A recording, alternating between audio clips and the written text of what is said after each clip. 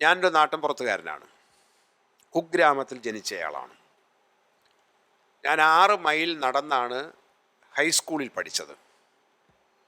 അന്ന് മൈൽ കണക്കാണ്. കിലോമീറ്ററൊക്കെ സർക്കാർ നിശ്ചയിച്ചെങ്കിലും പണ്ടുപോലെ പറഞ്ഞു വന്ന രീതി മൈൽ എന്നായതുകൊണ്ട് 6 മൈൽ. അന്ന് മൈൽ കുറ്റികളാണ് റോഡിലുണ്ടായിരുന്നത്. അത് മാറ്റിയാണ് കിലോമീറ്റർ കുറ്റി പിന്നീടാണ് വന്നത്. 8 മൈൽ നടന്നാണ് ഞാൻ കോളേജിൽ പഠിച്ചത്. ഞാൻ സ്കൂളിൽ പഠിക്കുമ്പോഴോ അല്ലെങ്കിൽ പ്രൈമറി ക്ലാസ്സുകളിലൊക്കെ പഠിക്കുമ്പോൾ എനിക്കോ എൻ്റെ നാട്ടിൻ പുറത്തുകാർക്കോ കുഞ്ഞുങ്ങൾക്ക് പനിയോ ചുമയോ എന്തെങ്കിലും വന്നാൽ ആദ്യം ചെയ്യുന്നത് ഏതെങ്കിലും ഒരു പൂജാരിയെ കൊണ്ടൊരു ചരട് ജപിച്ച് കയ്യിൽ കെട്ടിക്കും, ഭസ്മം വിതറും, എന്തോ മന്ത്രം ജപിച്ചിട്ട് വെള്ളം തളിക്കും. ഇതൊക്കെ ആയാൽ വൈറസ് പേടിച്ചു പോകും എന്നതായിരുന്നു അന്നത്തെ സങ്കല്പം. ഇതുകൊണ്ടൊന്നും നിലച്ചില്ലെങ്കിൽ മാത്രമേ നമ്മളൊരു വൈദ്യനെ കാണൂ, ഒന്നുകിൽ ആയുർവേദ വൈദ്യൻ അല്ലെങ്കിൽ ഒരു ആശുപത്രി. കാരണം അന്ന് എല്ലാ പഞ്ചായത്തുകളിലും ഓരോ പ്രൈമറി ഹെൽത്ത് സെൻ്റർ ഉണ്ടായിരുന്നു, എല്ലാ പഞ്ചായത്തിലും. ഞാൻ ഈ 60കളുടെ കാര്യമാണ് പറയണേ. 50കളുടെ അവസാനം തൊട്ടാണ് ഈ പ്രൈമറി ഹെൽത്ത് സെൻ്ററുകൾ സ്ഥാപിക്കപ്പെടുന്നത്. 60കളിൽ അത് വ്യാപകമാവുന്നു. ഇപ്പോൾ അത് ഫാമിലി ഹെൽത്ത് സെൻ്റർ എന്ന് മാറ്റിയിട്ടുണ്ട്, കുടുംബാരോഗ്യ കേന്ദ്രം എന്ന് മാറ്റിയിട്ടുണ്ട്. കാരണം വ്യക്തികൾ മാത്രം ആരോഗ്യവാന്മാരായാൽ പറ്റില്ല, വ്യക്തിക്ക് മാത്രമായിട്ട് ആരോഗ്യം സംരക്ഷിക്കാൻ പറ്റില്ല, ആർക്കും കൂടെ വേണം, കുടുംബത്തിനും ആരോഗ്യം വേണം എന്നുള്ളത് നമ്മുടെ സമൂഹത്തിൻ്റെ കാഴ്ചപ്പാടാണ്. അപ്പം അങ്ങനെ പ്രൈമറി ഹെൽത്ത് സെൻ്ററിൽ പോവും. ഇപ്പോഴോ നമ്മുടെ മക്കളുടെ മക്കൾക്കോ മറ്റോ ചെറിയ പനിയോ കുളിരോ ചുമയോ വന്നാൽ നമ്മൾ എന്താ ചെയ്യുക? ആദ്യം നമ്മൾ ഡോക്ടറെ കണ്ടിരിക്കും, അല്ലേ? അപ്പോൾ ഡോക്ടറെ കണ്ട് രോഗനിവാരണം വരുത്തണമെന്ന ബോധത്തിലേക്ക് കേരളീയർ മാറിയതെങ്ങനെ? 60കളിൽ നിന്നും 2000 ആണ്ട് കഴിഞ്ഞ കാൽ നൂറ്റാണ്ടിനിടയ്ക്ക് കേരളത്തിൽ വന്ന മാറ്റം അതാണ്. ആ ഒരു ബോധത്തിലേക്ക് കേരളം മാറി. പക്ഷെ ഒരു കാര്യത്തിൽ മാറ്റമില്ല. മരുന്ന് കഴിച്ചതിന് ശേഷമാണ് നമ്മളിപ്പോൾ ചരട് കെട്ടുന്നത്. മരുന്ന് കഴിക്കുന്നതിന് മുമ്പാണ് ചരട് കെട്ടിയിരുന്നത്. പക്ഷേ ഇപ്പോൾ മരുന്ന് കഴിച്ചതിന് ശേഷമാണ് ചരട് കെട്ടുന്നത്. ആ ചരട് കെട്ടുക എന്ന പ്രക്രിയയിൽ നിന്ന് നമുക്ക് പൂർണ്ണമായി മോചനം നേടാൻ സാധിച്ചിട്ടില്ല. അതാണ് 25-ൽ നമ്മൾ ചർച്ച ചെയ്യേണ്ട കാര്യം എന്ന് ഞാൻ വിചാരിക്കുന്നു. ഒന്ന്. രണ്ടാമത്തെ കാര്യം, കേരളത്തിലെ വിദ്യാഭ്യാസ രംഗത്തും അതിനനുസൃതമായി മറ്റ് രംഗങ്ങളിലും വന്ന മാറ്റം നമ്മുടെ കുടുംബ സംവിധാനത്തെയും ആരോഗ്യ സങ്കല്പത്തെയും മാറ്റി. വിദ്യാഭ്യാസത്തിൽ വന്ന വ്യാപനമാണ് സ്ത്രീ വിദ്യാഭ്യാസത്തിൽ പ്രാമുഖ്യം കിട്ടിയത്. അത് 57-ലെ കാർഷിക ബന്ധ നിയമപ്രകാരം കുടിയൊഴിപ്പിക്കൽ നിരോധന നിയമം നടപ്പിലാക്കിയപ്പോൾ ഒഴിപ്പിക്കപ്പെടുമായിരുന്ന പാട്ടക്കുടിയാന്മാർക്ക് ഭൂമിയിൽ നിന്ന് ഒഴിപ്പിക്കൽ ഭീഷണി മാറി എന്നു മാത്രമല്ല, അന്യായ പാട്ടം അവസാനിച്ച് മര്യായ പാട്ടം വന്നു. 57 ഡിസംബറിൽ 59 ജൂലൈയിലാണ് നിയമം പാസ്സാക്കുന്നത്. 57 ഏപ്രിലിൽ അത് ഒരു ഓർഡിനൻസായിട്ട് വന്നു, കുടിയൊഴിപ്പിക്കൽ നിരോധന ഓർഡിനൻസ്. 57 ഡിസംബറിൽ അത് നിയമമായി. കാർഷിക ബന്ധം നിയമം വരുന്നത് 59 ജൂലൈയിലാണ്. പാസ്സാക്കി കേന്ദ്രത്തിലേക്ക് ബില്ല് അയച്ചു. പക്ഷേ ഉടനെ തന്നെ മന്ത്രിസഭയെ പിരിച്ചുവിട്ടു. മന്ത്രിസഭയെ പിരിച്ചുവിട്ടു എങ്കിലും 36 ലക്ഷത്തോളം വരുന്ന പാട്ടക്കുടിയാന്മാർക്ക് ഭൂമിയിൽ കിട്ടിയ അവകാശം യാഥാർത്ഥ്യമാണ്. അതിനെ വെല്ലുവിളിക്കാൻ പിന്നെ വരുന്ന ഒരു സർക്കാരിനും, ആ സർക്കാരിനെ ഏതെങ്കിലും ജന്മിമാരോ മതസംഘടനകളോ പിന്താങ്ങിയെങ്കിൽ അവരെയും സമ്മതിക്കാൻ കഴിയാത്തവണ്ണം കർഷക പ്രസ്ഥാനം അല്ലെങ്കിൽ കർഷകരുടെ ശക്തി വർദ്ധിച്ചു. അതിൻ്റെ ഫലമായിട്ടാണ് 960-ൽ ജന്മിക്കരം നിർത്തലാക്കി. നമ്മൾ ശ്രദ്ധിച്ചിട്ടുണ്ടാവില്ല, ജന്മിക്കരം നിർത്തലാക്കി. എന്താ ജന്മിക്കരം? ജന്മിമാർക്കൊരു കരം കൊടുക്കണമായിരുന്നു. ആ കരം എന്ന് പറയുന്നത് പാട്ടം നെല്ലായിട്ടോ പണമായിട്ടോ പിരിച്ചിരിക്കാം. അന്ന് ജന്മി എന്ന് പറയുമ്പോൾ ഈ തിരുവിതാംകൂർ പ്രദേശത്ത്, നിങ്ങളിവിടെ ഇരിക്കുന്നതിൽ ഭൂരിപക്ഷം പേരും തിരുവിതാംകൂറുകാരായിരിക്കും എന്ന് ഞാൻ വിചാരിക്കുന്നു. തിരുവിതാംകൂർ പ്രദേശത്ത് ഈ ദേവസ്വം ജന്മിയും പിന്നെ അല്ലാത്ത ജന്മിമാരും ഉണ്ടായിരുന്നു. സർക്കാർ വക ഭൂമി പാട്ടത്തിനെടുത്ത കുടിയാന്മാർക്ക് നേരത്തെ തന്നെ ഭൂമിയിൽ അവകാശം കിട്ടിയിരുന്നു. വാസ്തവത്തിൽ കേരളത്തിലെ ആദ്യത്തെ ഭൂപരിഷ്കാര നിയമം 1865 സർക്കാർ വക ഭൂമി പാട്ടത്തിനെടുത്തവർക്കെല്ലാം ഭൂമിയിൽ ഉടമസ്ഥാവകാശം കിട്ടിയിരുന്നു. പണ്ടാരപ്പാട്ടം എന്നൊരു പദപ്രയോഗം നമ്മൾ ഭൂമി രജിസ്റ്റർ ചെയ്യുമ്പോൾ നോക്കിയാൽ കാണും. ചിലയിടത്ത് കാണും പണ്ടാരപ്പാട്ടം, കുടിജന്മം, ദേവസ്വം എന്നൊക്കെ കാണും, ബ്രഹ്മസ്വം എന്നും കാണും. പക്ഷെ അവർക്കൊരു കരം കൊടുക്കണമായിരുന്നു. ജന്മിക്കരം ജന്മിയുടെ അവകാശമായിരുന്നു. കുടിയൊഴിപ്പിക്കൽ നിരോധന നിയമം വന്നപ്പോൾ ജന്മിയില്ലല്ലോ. ജന്മിയില്ലാത്തതുകൊണ്ട് 60-ൽ പട്ടം താണുള്ള മുഖ്യമന്ത്രി ആയിരിക്കുമ്പോൾ ജന്മിക്കരം നിർത്തലാക്കി. പിന്നെ ജന്മിയില്ല എന്നു മാത്രമല്ല, 70-ൽ സി അച്യുതമേനോൻ മുഖ്യമന്ത്രിയായിരിക്കുമ്പോൾ ജന്മിത്തം അവസാനിപ്പിച്ചു. ജന്മിത്തം എന്ന വാക്ക് നമ്മുടെ വ്യവഹാരങ്ങളിൽ ഇല്ല. അപ്പോൾ ജന്മിത്തം അവസാനിപ്പിച്ച ഏക സംസ്ഥാനം കേരളമാണ്. അപ്പോൾ ഭാഷയിൽ വരുന്ന മാറ്റം, നമ്മുടെ മനോഭാവത്തിൽ വരുന്ന മാറ്റം. അപ്പം ഇന്നിപ്പോൾ ആരെങ്കിലും നമ്മൾ ജന്മിന്ന് വിളിക്കാറുണ്ടോ? കളിയാക്കി വിളിക്കാറുണ്ട്. അല്ലാതെ ഏതെങ്കിലും നാട്ടും പുറത്തുകാരൻ അവിടുത്തെ ഒരു കൃഷിക്കാരന് ജന്മിന്ന് വിളിക്കുമോ? ഇല്ല. പക്ഷേ എൻ്റെ കൊച്ചുനാൾ ഞാൻ കേട്ടിട്ടുണ്ട്, അച്ഛനെ വിളിക്കുന്ന കേട്ടിട്ടുണ്ട്. പടത്ത് പറമ്പിൽ പണിയെടുക്കാൻ വരുന്നവർ ജന്മിന്ന് വിളിക്കുന്ന കേട്ടിട്ടുണ്ട്. അത് പഴയ ശീലം കൊണ്ടാണ്. അച്ഛൻ ജന്മി ആയതുകൊണ്ടാണ്. ജന്മി എന്ന് വെച്ചാൽ 4-5 ഏക്കർ ഭൂമി കൈവശം ഉണ്ടായിരുന്നുകൊണ്ട് വേണമെങ്കിൽ ജന്മിന്ന് പറയാം. പക്ഷേ പാട്ടക്കുടിയന്മാർ അച്ഛൻ്റെ കീഴിലില്ലായിരുന്നു. ഇത് സ്വന്തമായി പട്ടയമുള്ള കരന്തീരുവയുള്ളൊരു പ്രദേശമായിരുന്നതുകൊണ്ട് അവിടെ ജന്മിമാരില്ല എന്ന് ഞാൻ പറയും. ആ പ്രദേശത്താകെ നെയ്യാറ്റിൻകര താലൂക്കിലാണ്. ഇതിൻ്റെ ഫലമായി, ഈ കാർഷിക ബന്ധ നിയമത്തിൻ്റെ ഫലമായി കുടിയൊഴിപ്പിക്കൽ ഇല്ലാതായപ്പോൾ അന്നത്തെ രക്ഷിതാക്കൾ, അവരെ മഹാന്മാരെന്ന് നമ്മൾ വിളിക്കണം, അവർക്ക് കിട്ടിയ മിച്ചം മക്കളുടെ വിദ്യാഭ്യാസത്തിലാണ് നിക്ഷേപിച്ചത്. അങ്ങനെ ഫീസ് കൊടുത്ത് പഠിക്കാൻ കഴിയുന്നവരുടെ എണ്ണം വർദ്ധിച്ചു. നിങ്ങളിൽ പലരും 10ാം ക്ലാസ് വരെ 6 രൂപ ഫീസ് കൊടുത്ത് പഠിച്ചവരായിരിക്കും. 69-ലാണ് EMSൻ്റെ 2ാം സർക്കാരിൻ്റെ കാലത്ത് 68-ലോട്ടാണ് 10ാം ക്ലാസ് വരെയുള്ള ഫീസ് ഒഴിവാക്കിയത്. 78-ൽ PKV മുഖ്യമന്ത്രി ആയിരിക്കുമ്പോഴാണ് പ്രീ ഡിഗ്രിയുടെ ഫീസ് ഒഴിവാക്കിയത്. അപ്പോൾ 7ാം ക്ലാസ് വരെയുള്ള ഫീസ് 51-ൽ ഒഴിവാക്കി തിരുക്കൊച്ചി സംസ്ഥാനത്ത്. 68-ൽ 10ാം ക്ലാസ് വരെയുള്ള ഫീസ് ഒഴിവാക്കി. 78-ൽ PKV കക്ഷിച്ച് 1 കൊല്ലമേ മുഖ്യമന്ത്രി ആയിരുന്നുള്ളൂ. 78-ൽ പ്രീ ഡിഗ്രി ഒഴിവാക്കി. അപ്പോൾ 12ാം ക്ലാസ് വരെയുള്ള വിദ്യാഭ്യാസം സൗജന്യമാക്കി. ഇതിലേറ്റവും വലിയ ഗുണഭോക്താക്കൾ പെൺകുട്ടികളാണ്. കാരണം എന്താ? പെൺകുട്ടിയെ പഠിപ്പിച്ചതുകൊണ്ട് കാര്യമില്ല എന്നൊരു ബോധം, കുടുംബബോധം നമ്മുടെ ഒരു സംസ്കാരത്തിൻ്റെ ഭാഗമായിട്ട് കിടന്നിരുന്നു. അത് മാറി. പെൺകുട്ടി വിദ്യാഭ്യാസ രംഗത്തേക്ക് വന്നു. പെൺകുട്ടി വിദ്യാഭ്യാസ രംഗത്തേക്ക് വന്നതിൻ്റെ ഫലമായിട്ടാണ് കേരള വികസന മാതൃക ഉണ്ടായത്. അത് പെണ്ണുങ്ങൾക്ക് അറിഞ്ഞുകൂടാ. ഒരു പെണ്ണും ഇന്നുവരെ പറഞ്ഞാൽ ഞാൻ കേട്ടിട്ടില്ല. ഞാനിത് ആവർത്തിച്ച് പറഞ്ഞുകൊണ്ടിരിക്കുക. എന്താ കാര്യം? അവരുടെ മനോഭാവത്തിൽ വന്ന മാറ്റമാണ്, വിദ്യാഭ്യാസത്തിൻ്റെ ഫലവുമായി മനോഭാവത്തിൽ വന്ന മാറ്റമാണ് ശുചിത്വബോധമുണ്ടാക്കിയത്, ജനന നിരക്ക് കുറഞ്ഞത്, ആയുർദൈർഘ്യം വർദ്ധിച്ചത്, ശിശുമരണ നിരക്ക് കുറച്ചത്. ഇതെല്ലാം എന്തിൻ്റെ ഫലമായിട്ടാണ്? പുരുഷന്മാർ മാത്രം വിചാരിച്ച് നടക്കുന്ന കാര്യമാണോ? നമ്മൾ പിന്നെ എല്ലാ കാര്യങ്ങളും പുരുഷന്മാർ ചെയ്യുമെന്ന് അവകാശപ്പെട്ടെങ്കിലും ഭാര്യയ്ക്ക് ജോലിയില്ല എന്ന് പറയുന്നവർ തന്നെ ഭാര്യയെ കൊണ്ടല്ലേ വീട്ടിലെ മുഴുവൻ പണിയെടുപ്പിക്കുന്നേ. ഭാര്യയ്ക്ക് എന്താ ജോലിയൊന്നുമില്ല, അവൾ വെറുതെ നിന്നോണ്ടിരിക്കുകയാണ്? അല്ലല്ലോ, ഇരുട്ട വെളുക്ക പണിയെടുക്കുകയല്ലേ. ഉദ്യോഗസ്ഥരാണെങ്കിലോ വീട്ടിൽ പോയി ആഹാരം പാകം ചെയ്യണ്ടേ ബന്ധുലക്ഷ്മി? ചെയ്യണം. അപ്പോൾ ഇരട്ടി പണി ചെയ്യണം. അതിനൊരു ആ മനോഭാവത്തിൽ വന്ന മാറ്റമാണ്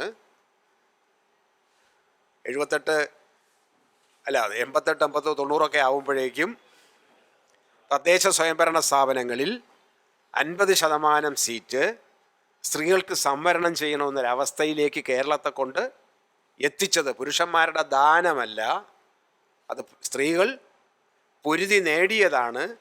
അങ്ങനെ ഞങ്ങൾ പൊരുതി നേടിയതാണ് എന്ന് അവർക്കറിയില്ല. ആനയ്ക്ക് ആനയുടെ ശക്തി അറിയില്ല എന്ന് പറഞ്ഞതുപോലെ അങ്ങനെ സംഭവിച്ചതാണ്. അത് കേരളത്തിൻ്റെ പുരോഗതിയിൽ വരുത്തിയ മാറ്റമാണ്.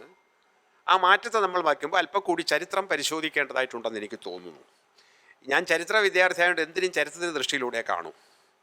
കുട നന്നാക്കാനുണ്ടോ എന്ന കഥ നിങ്ങൾ വായിച്ചിട്ടുണ്ടല്ലോ, കാരൂരിൻ്റെ. അയാൾ നല്ല സ്കിൽഡായിട്ട് വർക്കാണ്, ഡെഡിക്കേറ്റഡ്. നമ്മൾ ഇംഗ്ലീഷിൽ പറഞ്ഞാൽ ഇപ്പോൾ അർപ്പണബോധമുള്ള ഒരു ചെരുപ്പ് കുത്തിയാണ്. അങ്ങനെ ചെരുപ്പ് നന്നായിക്കൊണ്ടിരിക്കുന്നു. ഒരു സ്ത്രീ വന്നിരുന്ന് എന്തൊക്കെയോ പരാതി പറഞ്ഞുകൊണ്ടിരിക്കുന്നു. അപ്പോൾ കുറേ നേരം പറഞ്ഞു, ഇയാളെല്ലാം മൂളി കേട്ടു. അപ്പോഴേ അയാൾ ചെരുപ്പ് കുത്തുന്ന ആൽപ്പക്കത്തിൽ തന്നെ നിൽക്കുകയാണ്. അവസാനം കുറേ കഴിഞ്ഞ് സ്ത്രീ പറഞ്ഞു, ഞാൻ അങ്ങോട്ട് പോട്ടോ? ആ, നീ പോ. ചേട്ടൻ ഇനി എന്നാ അങ്ങോട്ട് വരുന്നേ? നീ അത് ഇങ്ങോട്ട് കൊണ്ടുവന്നെങ്കിൽ ഞാനത് ശരിയാക്കി തരുമായിരുന്നല്ലോ എന്ന് പറയുന്നു. എന്താണ്?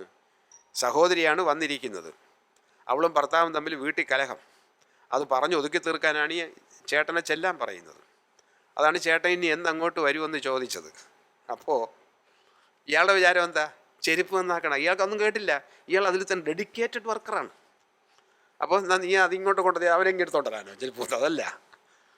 അതുപോലെ ആ ചെരുപ്പ് കുത്തി അങ്ങനെ മനോഭാവമാണ് എനിക്കും. കാരണം ഞാൻ നിരന്തരം ഈ ചരിത്രം വായിച്ചുകൊണ്ടിരിക്കുന്ന ആളായതുകൊണ്ട്, പഠിച്ചുകൊണ്ടിരിക്കുന്ന ആൾ, ഞാൻ എന്തിനേയും ചരിത്രവൽക്കരണം, ഹിസ്റ്റോറിസൈസ് ചെയ്യും. അപ്പോൾ ഞാൻ എൻ്റെ പ്രഗത്ഭരായ ഗുരുനാഥന്മാർ, പ്രത്യേകിച്ച് ഡോക്ടർ കെ എൻ പണിക്കരെ പോലുള്ള ആൾക്കാർ പറഞ്ഞു തന്നിരിക്കുന്നത്, ഹിസ്റ്റോറിസൈസ് പ്രോബ്ലംസ് ആൻഡ് പ്രോബ്ലമാറ്റൈസ് ഹിസ്റ്ററി. ചരിത്രത്തെ പ്രശ്നവൽക്കരിക്കുകയും പ്രശ്നങ്ങളെ ചരിത്രവൽക്കരിക്കുകയും ചെയ്യുക എന്ന ഒരു പ്രക്രിയ ഞാനിത് തുടരുന്നത് കൊണ്ട് എനിക്ക് അല്പം ചരിത്രം പറയാതിരിക്കാൻ നിവർത്തിയില്ല. അത് നിങ്ങൾക്ക് ഹിതകരമാവും. കാരണം എല്ലാവരും മുതിർന്നവർ, 60 കഴിഞ്ഞവരായതുകൊണ്ട് ചില ഓർമ്മകൾ പുതുക്കാനത് സഹായകരമായിരിക്കും. കേരളീയത എന്ന് പറയുന്ന ഒരു പ്രതിഭാസം, അത് ജാതി ജന്മി നാടുവാഴി വ്യവസ്ഥയുടെ മൂല്യമായിരുന്നു. അതിന് 2 വശങ്ങളുണ്ട്. നന്മയുടെ വശവുമുണ്ട്, തിന്മയുടെ വശവുമുണ്ട്. സാംസ്കാരികമായി ചില നന്മ വശങ്ങളുണ്ട്. കാരണം ആ ജാതി ജന്മി നാടുവാഴി വ്യവസ്ഥയുടെ കാലത്താണ് കൃഷ്ണനാട്ടം, രാമനാട്ടം, കഥകളി തുടങ്ങിയ കലാരൂപങ്ങളും ചില ഉത്തമങ്ങളായ സാഹിത്യകൃതി, നമുക്ക് മലയാളത്തിന് അഭിമാനകരമായ ചില സാഹിത്യകൃതികളും ഉണ്ടായത്. പരമ്പരാഗതമായ ശൈലിയിൽ നമ്മൾ പണിയുന്ന വീടുണ്ടായത് ഏത് കാലഘട്ടത്തിൽ? മനുഷ്യാലയ ചന്ദ്രിക എന്ന കൃതി ഉണ്ടായതെന്ന്? വട്ടക്കോവിലായിട്ടും അല്ലാതെയും പണിയുന്ന ദേവാലയങ്ങൾക്കുള്ള ദേവാലയ ചന്ദ്രിക എന്ന കൃതി ഉണ്ടായത് എന്ന്? ഗണിതശാസ്ത്രത്തിൽ ലോകത്തെ വിസ്മയിപ്പിച്ച ഇരിങ്ങാലക്കുടക്കാരൻ മാധവ സംക്രമതീരൻ്റെ കൃതി ഉണ്ടായത് ഏത് കാലഘട്ടം? അതിനാണല്ലോ ക്രസ്റ്റ് ദ പീകോക്ക് എന്ന് പറഞ്ഞ് നമ്മുടെ ജോസഫ് ഗീവർഗീസ് പുസ്തകം എഴുതിയതും ഭാഷാ ഇൻസ്റ്റിറ്റ്യൂട്ട് പരിഭാഷപ്പെടുത്തി മയൂരശിഖ എന്ന പേരിൽ പ്രസിദ്ധീകരിക്കുകയും ചെയ്തു.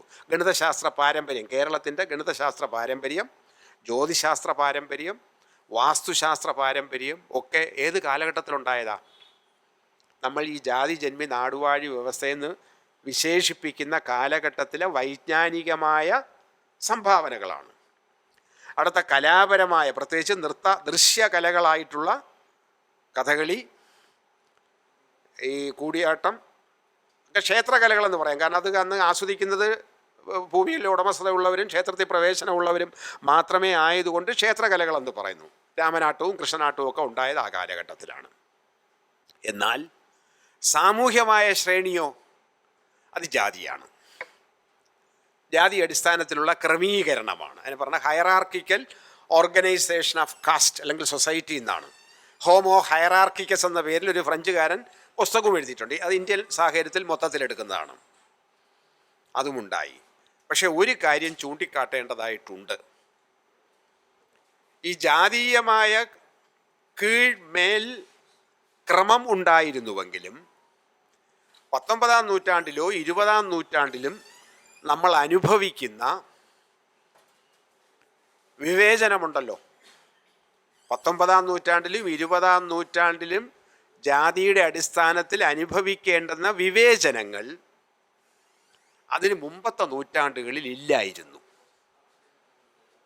കാരണം അന്നത്തെ സമ്പത്തുൽപാദനത്തിൽ എല്ലാ ജാതികളും സഹകരിച്ചെങ്കിൽ മാത്രമേ കാര്യം സാധിക്കുകയുള്ളൂ.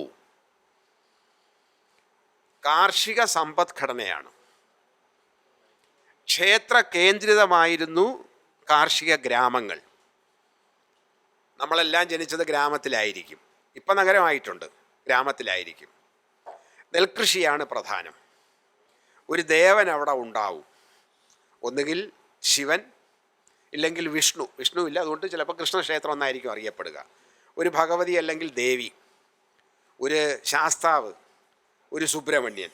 ഇതൊക്കെയാണ് പ്രധാനം. ഇവർക്കാണ് ഭൂമി ഉണ്ടായിരുന്നത്. ബാക്കി 100,000 പേര് വേറെയുണ്ട്, അവർക്ക് ഭൂമിയൊന്നുമില്ല, വെറും ആരാധനാക്രമം വല്ലപ്പോഴും വർഷത്തിലൊരിക്കൽ ഒരു പൂജ മാത്രമേ ഉണ്ടായിരുന്നുള്ളൂ.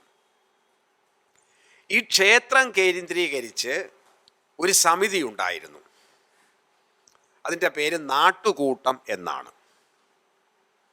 നാട്ടുകൂട്ടം. വേലുത്തമ്പിയുടെ കാലത്തൊരു നാട്ടുകൂട്ടങ്ങളൊക്കെ നിങ്ങൾ കേട്ടിട്ടുണ്ടോ എന്ന് എനിക്കറിയില്ല. ബാലരാമവർമ്മ ഈ ധർമ്മരാജാവ് മരിച്ചതിന് ശേഷം രാജാ കേശവദാസനെ വിഷം കൊടുത്തു കൊന്നു. ദിവാനായിരുന്ന സംസാരിക്കുന്നവർക്ക് വട കൊടുക്കരുത്, മറ്റുള്ളവർക്ക് ആവശ്യം പോലെ കൊടുത്തേക്കണം, വാ തുറക്കാൻ സമ്മതിക്കരുത്. ഇല്ല, വായിക്കൂടെ വെള്ളം വരും, പിന്നെ മയക്കൂടെ വരാൻ. ഞങ്ങളീ കുഞ്ഞുനാളിൽ ഈ ധിക്കാരം മൂത്ത കാലത്തെ പണ്ട് നാട്ടിൻപുറത്ത് കല്യാണത്തിന് നാഗസ്വരക്കാരൻ പോകും. കണ്ടിട്ടുണ്ടോ നിങ്ങൾ? പഴയ ആൾക്കാർ നമുക്കറിയാം. നാട്ടിൻപുറത്ത് കല്യാണം വീട്ടിൽ വെച്ചാന്ന്. അപ്പോൾ അടുത്ത കവലയിൽ നിന്നും വരനെ സ്വീകരിച്ചു കൊണ്ടുവരും. അപ്പോൾ ചെണ്ടയും അല്ലെങ്കിൽ മദ്ദളവും ഇവനുണ്ടാവും. അപ്പോൾ ഇങ്ങനെ നീട്ടി പാടുമ്പോൾ നമ്മൾ നല്ല വാളം പുളി ഇങ്ങനെ തിന്നും. ഇത് കണ്ട അവൻ്റെ വായിൽ വെള്ളം വരാതിരിക്കുമോ? അവൻ്റെ ഊത്ത് പോയി പിന്നെ വെള്ളമേ വരുള്ളൂ. അതൊക്കെ അന്നത്തെ കുസൃതി. ഇനി വേണമെങ്കിൽ വയസ്സുകാലത്തിരുന്ന് പറഞ്ഞ് രസിക്കാൻ പറ്റുന്നൊരു കാര്യം. ഒരു നാട്ടുകൂട്ടമുണ്ട്. അപ്പം ഞാൻ പറഞ്ഞത്, ഈ രാജാ കേശവദാസന് വിഷം എന്തായാലും കൊല്ലപ്പെട്ടു അദ്ദേഹം. അതിനുശേഷം അധികാരത്തിലേറിയ ഒരു ദുർബലനായ രാജാവ്, അദ്ദേഹത്തിൻ്റെ ചുറ്റും ഒരു ഉപദേശക സംഘം കൂടി. ബ്രിട്ടീഷ് സർക്കാരിൻ്റെ ഇടപെടലിന് സർക്കാരിന് കപ്പം കൊടുക്കണം. ഇവർ ധൂർത്തന്മാരും ധാരാളികളും കൊള്ളക്കാരുമായിരുന്നു. അവർ ജനങ്ങളെ കണ്ടമാനം കൊള്ളയടിച്ചു. ഇന്നത്തെ പോലെ പണപ്പിരിവല്ല, നികുതി പിരിവെന്ന് പറഞ്ഞാൽ നെല്ലാണ്, നെല്ലും നാളികേരവുമാണ്. പിന്നെ സർക്കാരിലേക്ക് പ്രതിഫലമില്ലാത്ത ഒരുപാട് സേവനങ്ങൾ കൊടുക്കലാണ്. അതിൻ്റെ പേരാണ് ഊഴിയ വേല. അത്തരം സേവനങ്ങളാണ് കൊടുക്കേണ്ടത്. അത് ദുസ്സഹമായപ്പോഴാണ് കൽക്കുളത്തെ തഹസീൽദാർ എന്ന് വെച്ചാൽ കാര്യക്കാരായിരുന്ന വേലുത്തമ്പി ആൾക്കാരെ സംഘടിപ്പിച്ചു. തിരുവനന്തപുരത്തേക്കൊരു പ്രകടനം നടത്തി. കേരള യാത്ര, ആദ്യത്തെ കേരള യാത്ര അതായിരിക്കും. അതിനെ പറയുന്നത് നാട്ടുകൂട്ടം ഇളക്കം എന്നാണ്. പൊതിച്ചോറും കെട്ടി തക്കലയിൽ നിന്നും തിരിച്ച്, അന്ന് തക്കല എന്നല്ല പേര്, കൽക്കുളത്തു നിന്നും തിരിച്ച് നെയ്യാറ്റിൻകര ഇറക്കി ഊണം കഴിച്ച് വിശ്രമിച്ച്, പിന്നെ കരമനയെത്തി വിശ്രമിച്ച് കരമന ആറ് കടന്ന് കോവിലേക്ക്, പത്മനാഭസ്വാമി ക്ഷേത്രത്തിൻ്റെ തൊട്ട് തെക്കുള്ള കുതിരമാളി അന്നത്തെ ഒരു കൊട്ടാരമുണ്ട്, അവിടെയാണ് അന്നത്തെ ആസ്ഥാനം, അവിടേക്ക് വന്നു. അനുയായികളെല്ലാം കരമനയാറ്റിനപ്പുറം, പാലമില്ല, കലവനാറ്റിനപ്പുറം നിന്നു. വേലുത്തമ്പി വന്നു, രാജാവിനെ കണ്ടു, സംസാരിച്ചു. അദ്ദേഹത്തിൻ്റെ റിറ്ററിക്ക് വാഗ്ധോരണിയും തൻ്റെ ഇടമൊക്കെ കണ്ടപ്പോൾ രാജാവിന് കാര്യം മനസ്സിലായി, പറഞ്ഞെല്ലാം ബോധ്യപ്പെട്ടു. കാര്യക്കാരെ സർവാധികാര്യക്കാരായി നിയമിച്ചു. മറ്റോമാരെ ശിക്ഷിക്കാനുള്ള ചുമതല ഇദ്ദേഹത്തെ ഏൽപ്പിക്കുകയും ചെയ്തു, മാറ്റി. അപ്പോൾ അദ്ദേഹത്തിന് അധികാരം കിട്ടിയത് എന്തുകൊണ്ടാണ്? ആ ശക്തി കിട്ടിയത് നാട്ടുകൂട്ടത്തിൽ നിന്നാണ്. നാട്ടുകൂട്ടം ഇളക്കം. അപ്പം നാട്ടുകൂട്ടം എന്ന് പറയുന്നത് കാർഷിക ഗ്രാമങ്ങളുടെ നടത്തിപ്പിനു വേണ്ടിയുള്ള ഒരു സമിതിയായിരുന്നു. ജനകീയ നമ്മുടെ വില്ലേജ് ഇപ്പോൾ വില്ലേജ് ഗ്രാമസഭ എന്നൊക്കെ പറയുന്നത് പോലെ എന്നായിരുന്നു. എന്താ നാട്ടുകൂട്ടത്തിൻ്റെ ഉത്തരവാദിത്വം? കാർഷിക ഗ്രാമങ്ങളെല്ലാം തുടങ്ങുന്നത് തലക്കുളത്തിൽ നിന്നായിരുന്നു. ഒരു ഗ്രാമത്തിൻ്റെ തുടക്കം എന്ന് പറഞ്ഞ ഒരു ഉറവയിൽ നിന്നാണ്. അത് ഒരു കുളം, ആ ഉറവയെ എത്തി സംരക്ഷിച്ചൊരു കുളമാക്കിയെടുക്കും. തലക്കുളം. നിങ്ങൾ തിരുവനന്തപുരം നഗരത്തിൽ താമസിക്കുന്നവരാണല്ലോ, എത്ര കുളം തിരുവനന്തപുരത്തുണ്ട്? കണക്കെടുത്തിട്ടുണ്ടോ? എത്ര കുളം തിരുവനന്തപുരത്തുണ്ട്? ഒരുപാട്. മാഞ്ഞാലിക്കുളം, അത് നികത്തിപ്പോയതുകൊണ്ടാണ് അവിടെ വെള്ളപ്പൊക്കം ഉണ്ടായി തമ്പാൻ്റെ വെള്ളത്തിനില്ലാവണേ. ഹൗസിംഗ് ബോർഡിൻ്റെ അപ്പുറത്ത് ഒരു കുളമുണ്ട്. ഊറ്റുകുഴി, സെക്രട്ടറിൻ്റെ പ്രസ് ക്ലബിൻ്റെ ബാക്കിൽ, ഒരിക്കലും പറ്റാത്ത ഉറവയാണ്. പണ്ട് തമ്പാനൂർ വരുന്നവർ, രാവിലെ ബസ്സിനും ട്രെയിനിനും വരുന്നവർ നടന്ന് അവിടെ എത്തിയാൽ ഒരണ കൊടുത്താൽ ഒരു പൊതി ഉമിക്കരിയും ഒരു ഈർക്കിലും കിട്ടും. അത് വാങ്ങിച്ച് പല്ലി തേച്ച് അവിടുന്ന് ഇപ്പോഴും ഉറവയാണ് അവിടെ. ആൾക്കാർ വന്ന് കുളിക്കുന്നു, കുളിച്ച് വെള്ളം എടുത്ത് കുളിച്ച് സുഖമായിട്ട് സെക്രട്ടേറിയറ്റിൽ എവിടെയെങ്കിലും പോയി കാര്യം സാധിച്ചിട്ട് വൈകുന്നേരം തിരിച്ചു പോവാം. തൊട്ടപ്പുറം നമ്മുടെ ഹൗസ് ഓഫ് സോവിയറ്റ് കൾച്ചർ ഇരിക്കുന്നതിൻ്റെ ബാക്കിൽ അവിടെ ഒരു കുളമുണ്ട്. പിന്നെ ഇപ്പോൾ റിസർവ് ബാങ്ക് ഇരിക്കുന്ന എരുമ ഇഴഞ്ഞു കിടക്കുന്നത് ഞാൻ കണ്ടിട്ടുണ്ട്. കോരപ്പുല്ല് പിടിച്ച് എരുമ ഇഴഞ്ഞു കിടക്കുന്നത് കണ്ടിട്ടുണ്ട്. പബ്ലിക് ഓഫീസിൻ്റെ ബാക്കിൽ നിന്നാണ് ഈ റെയിൽവേ സ്റ്റേഷൻ്റെ അടിയിൽ കൂടി പോകുന്ന തോട് തുടങ്ങണത്. അപ്പോൾ ഇതുപോലെ എണ്ണി നോക്കിക്കഴിഞ്ഞാൽ എത്ര കുളമുണ്ട്. ശ്രീ വരാഹമുണ്ട്, ശ്രീ കണ്ഠേശ്വരത്ത് കുളമുണ്ട്, എല്ലായിടത്തും കുളമുണ്ട്. അപ്പോൾ ഇത് ഗ്രാമങ്ങളുടെ ഒരു പ്രത്യേകതയാണ്. ഈ കുളത്തിലെ വെള്ളമാണ് കൃഷിക്ക് വേണ്ടി തിരിച്ചു വിടുന്നത്. അങ്ങനെ വെള്ളം തിരിച്ചുവിടാൻ ഒരു ഉദ്യോഗസ്ഥനെ ചുമതലപ്പെടുത്തിയിട്ടുണ്ട്. ഈ കുളങ്ങളിലെ വെള്ളം തിരിച്ചു വിടുന്നതിന് വേണ്ടി ഒരു 4 അടി നീളവും 1 അടി വീതിയും 1/2 അടി കനവുമുള്ള കല്ലെടുത്ത് അതിൽ വിരലിൻ്റെ കനമുള്ള തുളയുണ്ടാക്കി, കമ്പി വെച്ച് അടിച്ച് കയറ്റി തുളയുണ്ടാക്കി ചകിരി കൊണ്ട് മുറുക്കി അടച്ചു വയ്ക്കും. ഒരു തുളയ്ക്കൊരു ചീപ്പ് എന്നാണ് പറയുക. ഇപ്പോഴും നെയ്യാർഡാമിൽ ഇത്ര ചീപ്പ് തുറന്നു എന്ന് പറഞ്ഞ് കേട്ടിട്ടുണ്ടോ? ഇത് പഴയ പ്രയോഗമാണ്. അത് ചകിരി കൊണ്ട് അടച്ചു വയ്ക്കുകയാണ്. 4, 5, 6 ചീപ്പ് കാണും ഒരു കുളത്തിന്. അപ്പോൾ ഇപ്പോൾ കുംഭമീന മാസമാണ്. വേനൽ കൃഷി ആരെങ്കിലും ചെയ്തിട്ടുണ്ടെങ്കിൽ വെള്ളം നനയ്ക്കണം. തോട്ടിൽ വെള്ളമില്ല, വയലിൽ വെള്ളമില്ല, ഈ കുളത്തിൽ നിന്ന് തുറന്നു വിടണം. അല്ല, മീനമാസമാകുമ്പോൾ ഞാറ് നടുന്നതിന് മുന്നോടിയായിട്ട് വിത്ത് പാകണം, നെൽവിത്ത് പാകണമെങ്കിൽ പാകിയതിന് ശേഷം വെള്ളം നനച്ചു കൊടുക്കണം. വെള്ളം തോട്ടിൽ നിന്ന് കയറ്റണം. തോട്ടിൽ വെള്ളം വേണമെങ്കിൽ കുളത്തിൽ നിന്ന് തുറന്നു കൊണ്ടുവരണം. അപ്പോൾ ഇതിൽ എത്ര ചീപ്പ് തുറക്കണം, ഇപ്പോൾ എത്ര സെൻറ്റിമീറ്റർ തുറക്കണം എന്നാണ് പറയുന്നത്, പക്ഷേ എത്ര ചീപ്പ് തുറക്കണം. അപ്പോൾ ഇവൻ ഈ വെള്ളം തുറക്കാൻ ബാധ്യസ്ഥനായ ഒരു വ്യക്തി, അവൻ ഉദ്യോഗസ്ഥൻ എന്ന് വേണമെങ്കിൽ വിളിക്കുക, അവൻ വെള്ളത്തിൽ മുക്കിളിയിടും. മലയാളത്തിൽ അങ്ങനെ ഒരു പദം ഉണ്ടായിരുന്നു, മുക്കിളിയിടുക.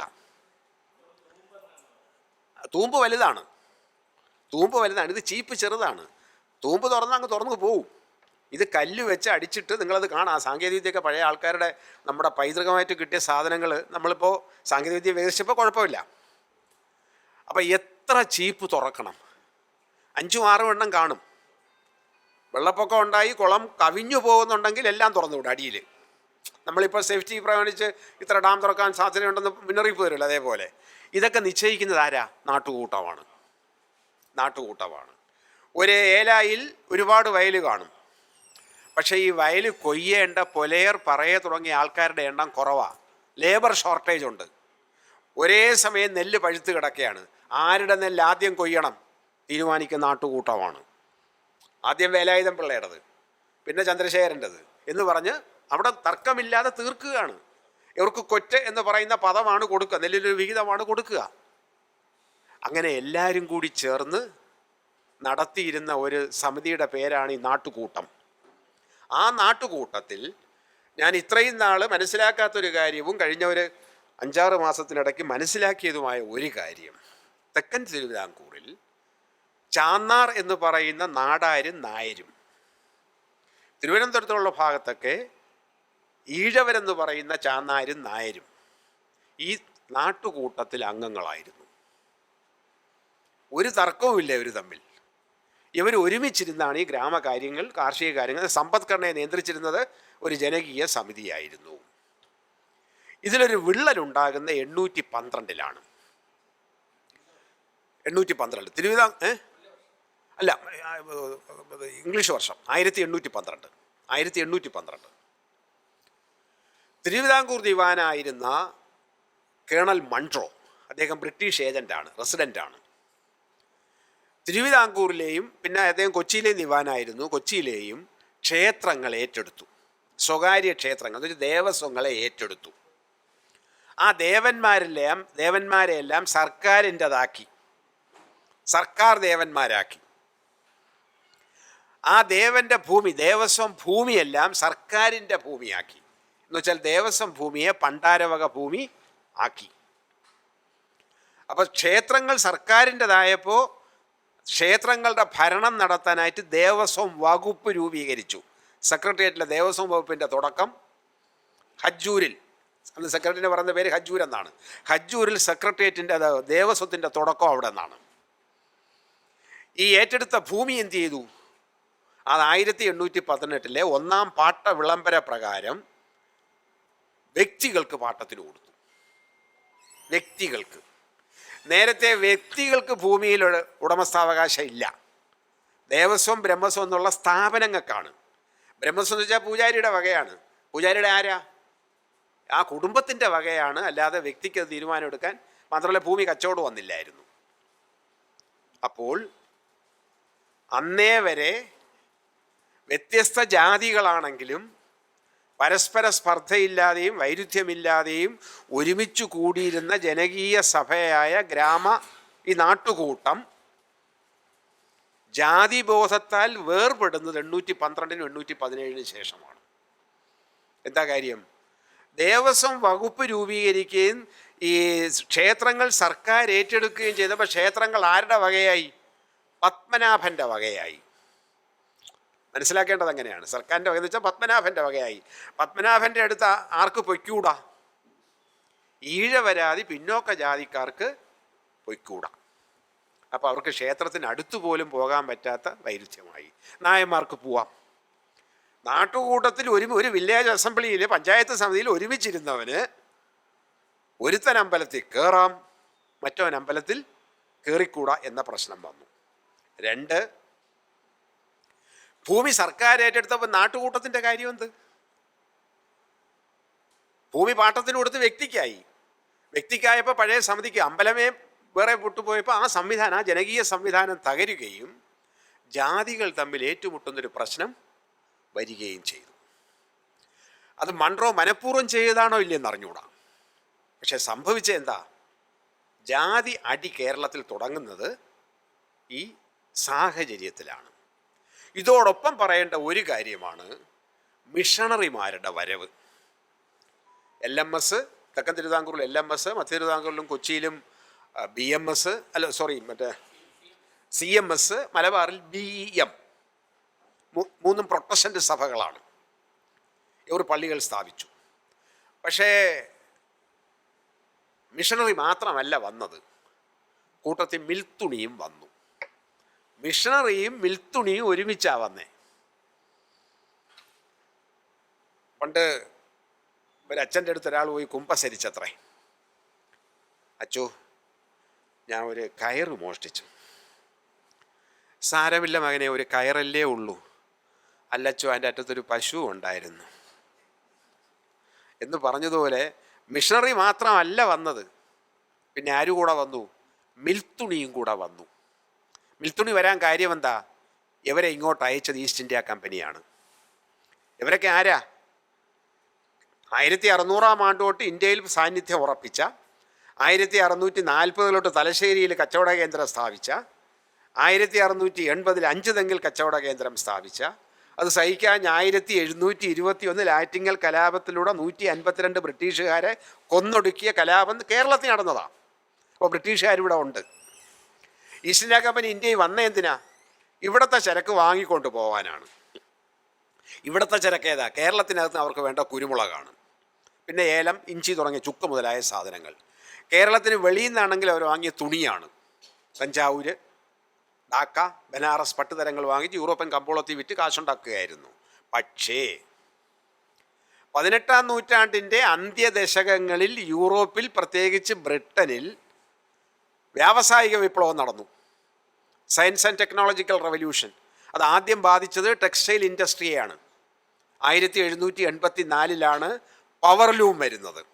ഹാൻഡ്ലൂമിനെ റീപ്ലേസ് ചെയ്തുകൊണ്ട് പവർലൂം വന്നു. പവർലൂം വന്നപ്പോൾ ഉൽപ്പാദനം വർദ്ധിച്ചു. യൂറോപ്യന്മാർക്ക് ആവശ്യമുള്ളതിലേറെ തുണി ഉൽപ്പാദിപ്പിക്കാൻ സാധിച്ചു.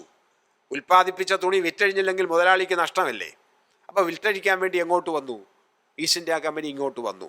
നേരത്തെ തുണി വാങ്ങാൻ വന്നവർ ഇപ്പോൾ തുണി വിൽക്കാനായി വന്നു. നോക്കണം ആ പരിണാമം, അവരുടെ മനോഭാവത്തിൽ വരുന്ന മാറ്റം. അല്ല, എന്തിനേയും വിറ്റ് കാശാക്കുന്നത് മുതലാളിത്തത്തിൻ്റെ അടിസ്ഥാന സ്വഭാവമാണ്. എന്തും വിലയ്ക്ക് വാങ്ങാം, എന്തും വിൽക്കാം. അതൊരു കൾച്ചറൽ വാല്യൂ ആണ്. ആ വാല്യൂ ഉണ്ടാക്കിയത് അവരാണ്. അപ്പോൾ അതിലേക്ക് അവരെ, നമ്മുടെ തുണി ഉടുക്കാത്തവനെ തുണി ഉടുപ്പിക്കുന്നത് എങ്ങനെയാ? പല്ല് തേക്കാത്തവനെ പല്ല് തേപ്പിക്കണ്ടേ? നമ്മുടെയൊക്കെ പൂർവികർ പല്ല് തേച്ചിരുന്നു, ഇല്ലെന്നാണ് എനിക്ക് തോന്നണേ. പല്ല് തേക്കണമെന്നൊരു ബോധത്തിലേക്ക് നമ്മൾ എത്തിയതെപ്പോഴാണ്? ശുചിത്വബോധവും ആരോഗ്യ സങ്കല്പവും ഒക്കെ വന്നപ്പോഴാണ്. ആശുപത്രിയിൽ പോയി ചികിത്സിക്കണമെന്നുള്ള ബോധം ഉണ്ടായതെപ്പോഴാണ്? ആരോഗ്യബോധം വളർന്നപ്പോഴല്ലേ. അപ്പോൾ ആ ബോധം ഉണ്ടാകുക എന്ന് പറഞ്ഞാൽ സാംസ്കാരികമായ ഒരു മാറ്റമാണ്, സാംസ്കാരികമായ ഒരു ബോധമാണ്. ആ സാംസ്കാരികമായ ഒരു ബോധം ഉണ്ടാക്കുന്നതിലുള്ള രാസത്വരകമായി, കാറ്റലിറ്റിക് ഏജൻ്റായി പ്രവർത്തിച്ചവരായിരുന്നു മിഷണറിമാർ. അവർ പാവങ്ങളാണ്, സതുദ്ദേശത്തോടെ വന്നവരാണ്, കർത്താവിൻ്റെ പാത കാണിച്ചു കൊടുക്കാൻ വന്നവരാണ്. സഭ വികസിപ്പിക്കേണ്ടത് അവരുടെ കർത്തവ്യമാണ്, സഭയുടെ കർത്തവ്യമാണ്. വന്നപ്പോൾ അവർ കണ്ടതെന്താ? ഇവിടെ കുളിക്കാത്തവർ, വസ്ത്രശുദ്ധിയും ദേഹശുദ്ധിയും ഇല്ലാത്തവർ, അത് കാരണം അനാരോഗ്യ പ്രശ്നങ്ങളുള്ളവർ, അവർക്ക് മോചനത്തിൻ്റെ മാർഗം കാണിച്ചു കൊടുത്തു. പള്ളി സ്ഥാപിച്ചു, അത് പള്ളിക്കൂടമാക്കി. അക്ഷരം പറഞ്ഞു കൊടുത്തു. സാധാരണയിലൂടെ ആർക്കും അക്ഷരം കൊടുക്കില്ല, ഇവർ അക്ഷരം പറഞ്ഞു കൊടുത്തു. അങ്ങനെ പല കാര്യങ്ങളും വന്നപ്പോൾ ഇവർ ദൈവദൂതന്മാരായിട്ട് അവർക്ക് തോന്നി, രക്ഷകന്മാരായിട്ടൊന്ന് കുറേ പേര് അങ്ങോട്ട് ചേർന്നു. കുറേ പേര് അങ്ങോട്ട് ചേർന്നപ്പോൾ അവരെടുത്ത് പറഞ്ഞു, എല്ലാ ഞായറാഴ്ചയും പള്ളിയിൽ വരണം, ദേഹശുദ്ധി വരുത്തി വരണം, ഉള്ള തുണി കഴുകി ഉണക്കി വസ്ത്രശുദ്ധി വരുത്തി വരണം. സ്ത്രീജനങ്ങളാണെങ്കിൽ ഈ പുരോഹിതന്മാരുടെ വീട്ടിലെ സ്ത്രീകളെപ്പോലെ കുപ്പായം ധരിച്ചു വരണം. രണ്ടാമുണ്ടെന്നുള്ള പദമൊന്നും വന്നില്ല, കുപ്പായം ധരിച്ചു വരണം. ഇത്രയും കാര്യങ്ങളാണ് അവർ പറഞ്ഞത്. പള്ളിയിൽ പോയവരത് സ്വീകരിച്ചു. പക്ഷേ നാട്ടുനടപ്പിന് എതിരെ നൂറ്റാണ്ടുകളായി ഈ പ്രദേശത്ത് നിലനിൽക്കുന്ന സനാതന മൂല്യത്തിനെതിരായിരുന്നു കത്തോലിക്കർ അല്ലെങ്കിൽ നമ്മുടെ മിഷണറിമാർ ഇവിടെ പ്രചരിപ്പിച്ചത്. അതിൻ്റെ പിന്നിൽ എന്താണ് താല്പര്യം? വസ്ത്രം ധരിക്കാത്തവരെ കൊണ്ട് വസ്ത്രം ധരിപ്പിച്ച് കോടിക്കണക്കിന് മീറ്റർ തുണി വിറ്റ് ലാഭമുണ്ടാക്കുക എന്ന ഉദ്ദേശമാണ് കച്ചവടക്കാർക്കുണ്ടായിരുന്നത്. അതിൻ്റെ നിമിത്തം അതാണ് ഞാൻ രാസത്വരകം എന്ന് പറഞ്ഞത്. സ്വയം മാറ്റത്തിന് വിധേയമാവാതെ മറ്റൊരു മാറ്റത്തെ പ്രോത്സാഹിപ്പിക്കുന്നതിനാണ് നമ്മൾ കാറ്റലിറ്റിക്. അതാണ് സഭ ചെയ്തത്. ആ മാറ്റം വരുത്തിയതാണ് ഇന്നേക്ക് 200 കൊല്ലം മുമ്പ് തെക്കൻ തിരുവിതാംകൂറിൽ ആദ്യത്തെ കലാപം ഉണ്ടായത്. എന്തിനു വേണ്ടിയാ? വസ്ത്രധാരണത്തിന് വേണ്ടി. അതോടൊപ്പം വേറൊന്നും ഇവിടെ ഉണ്ട്, ഊഴിയവേലയ്ക്ക് വിടുതലൈ, മേൽശീലയ്ക്ക് ഉരിമൈ. ഊഴിയവേല ഞങ്ങൾ ചെയ്യില്ല, മേൽശീല ഞങ്ങളുടെ അവകാശം എന്ന ഡിമാൻഡ് വരുന്നു. സമരം നടത്തി. ആ സമരവും നയിച്ചതാരാ? മറ്റാരുമല്ല, പെണ്ണുങ്ങളാ. ചാന്നാട്ടി കലാപം എന്നാ പറയണ്ട, പക്ഷെ പറയുന്നെന്താ? ചാന്നാർ കലാപം എന്ന്. രക്തസാക്ഷികളായതാരാ? കൂടുതലും സ്ത്രീകളാണ്. ഒരാളിൻ്റെ പേരെനിക്കറിയാം, ഒരു ശകുന്തളാദേവി. ഏതാണ്ട് 50 കൊല്ലക്കാലത്തെ സമരത്തിന് ശേഷം 865 എല്ലാ സ്ത്രീജനങ്ങൾക്കും ജാതിമതഭേദമന്യേ ഇഷ്ടപ്പെട്ട വസ്ത്രം ധരിച്ച് നടക്കാനുള്ള അവകാശം തിരുവിതാംകൂർ സർക്കാർ കൊടുത്തു. അതാണ് വസ്ത്രധാരണ അവകാശത്തിൻ്റെ സമര ചരിത്രം.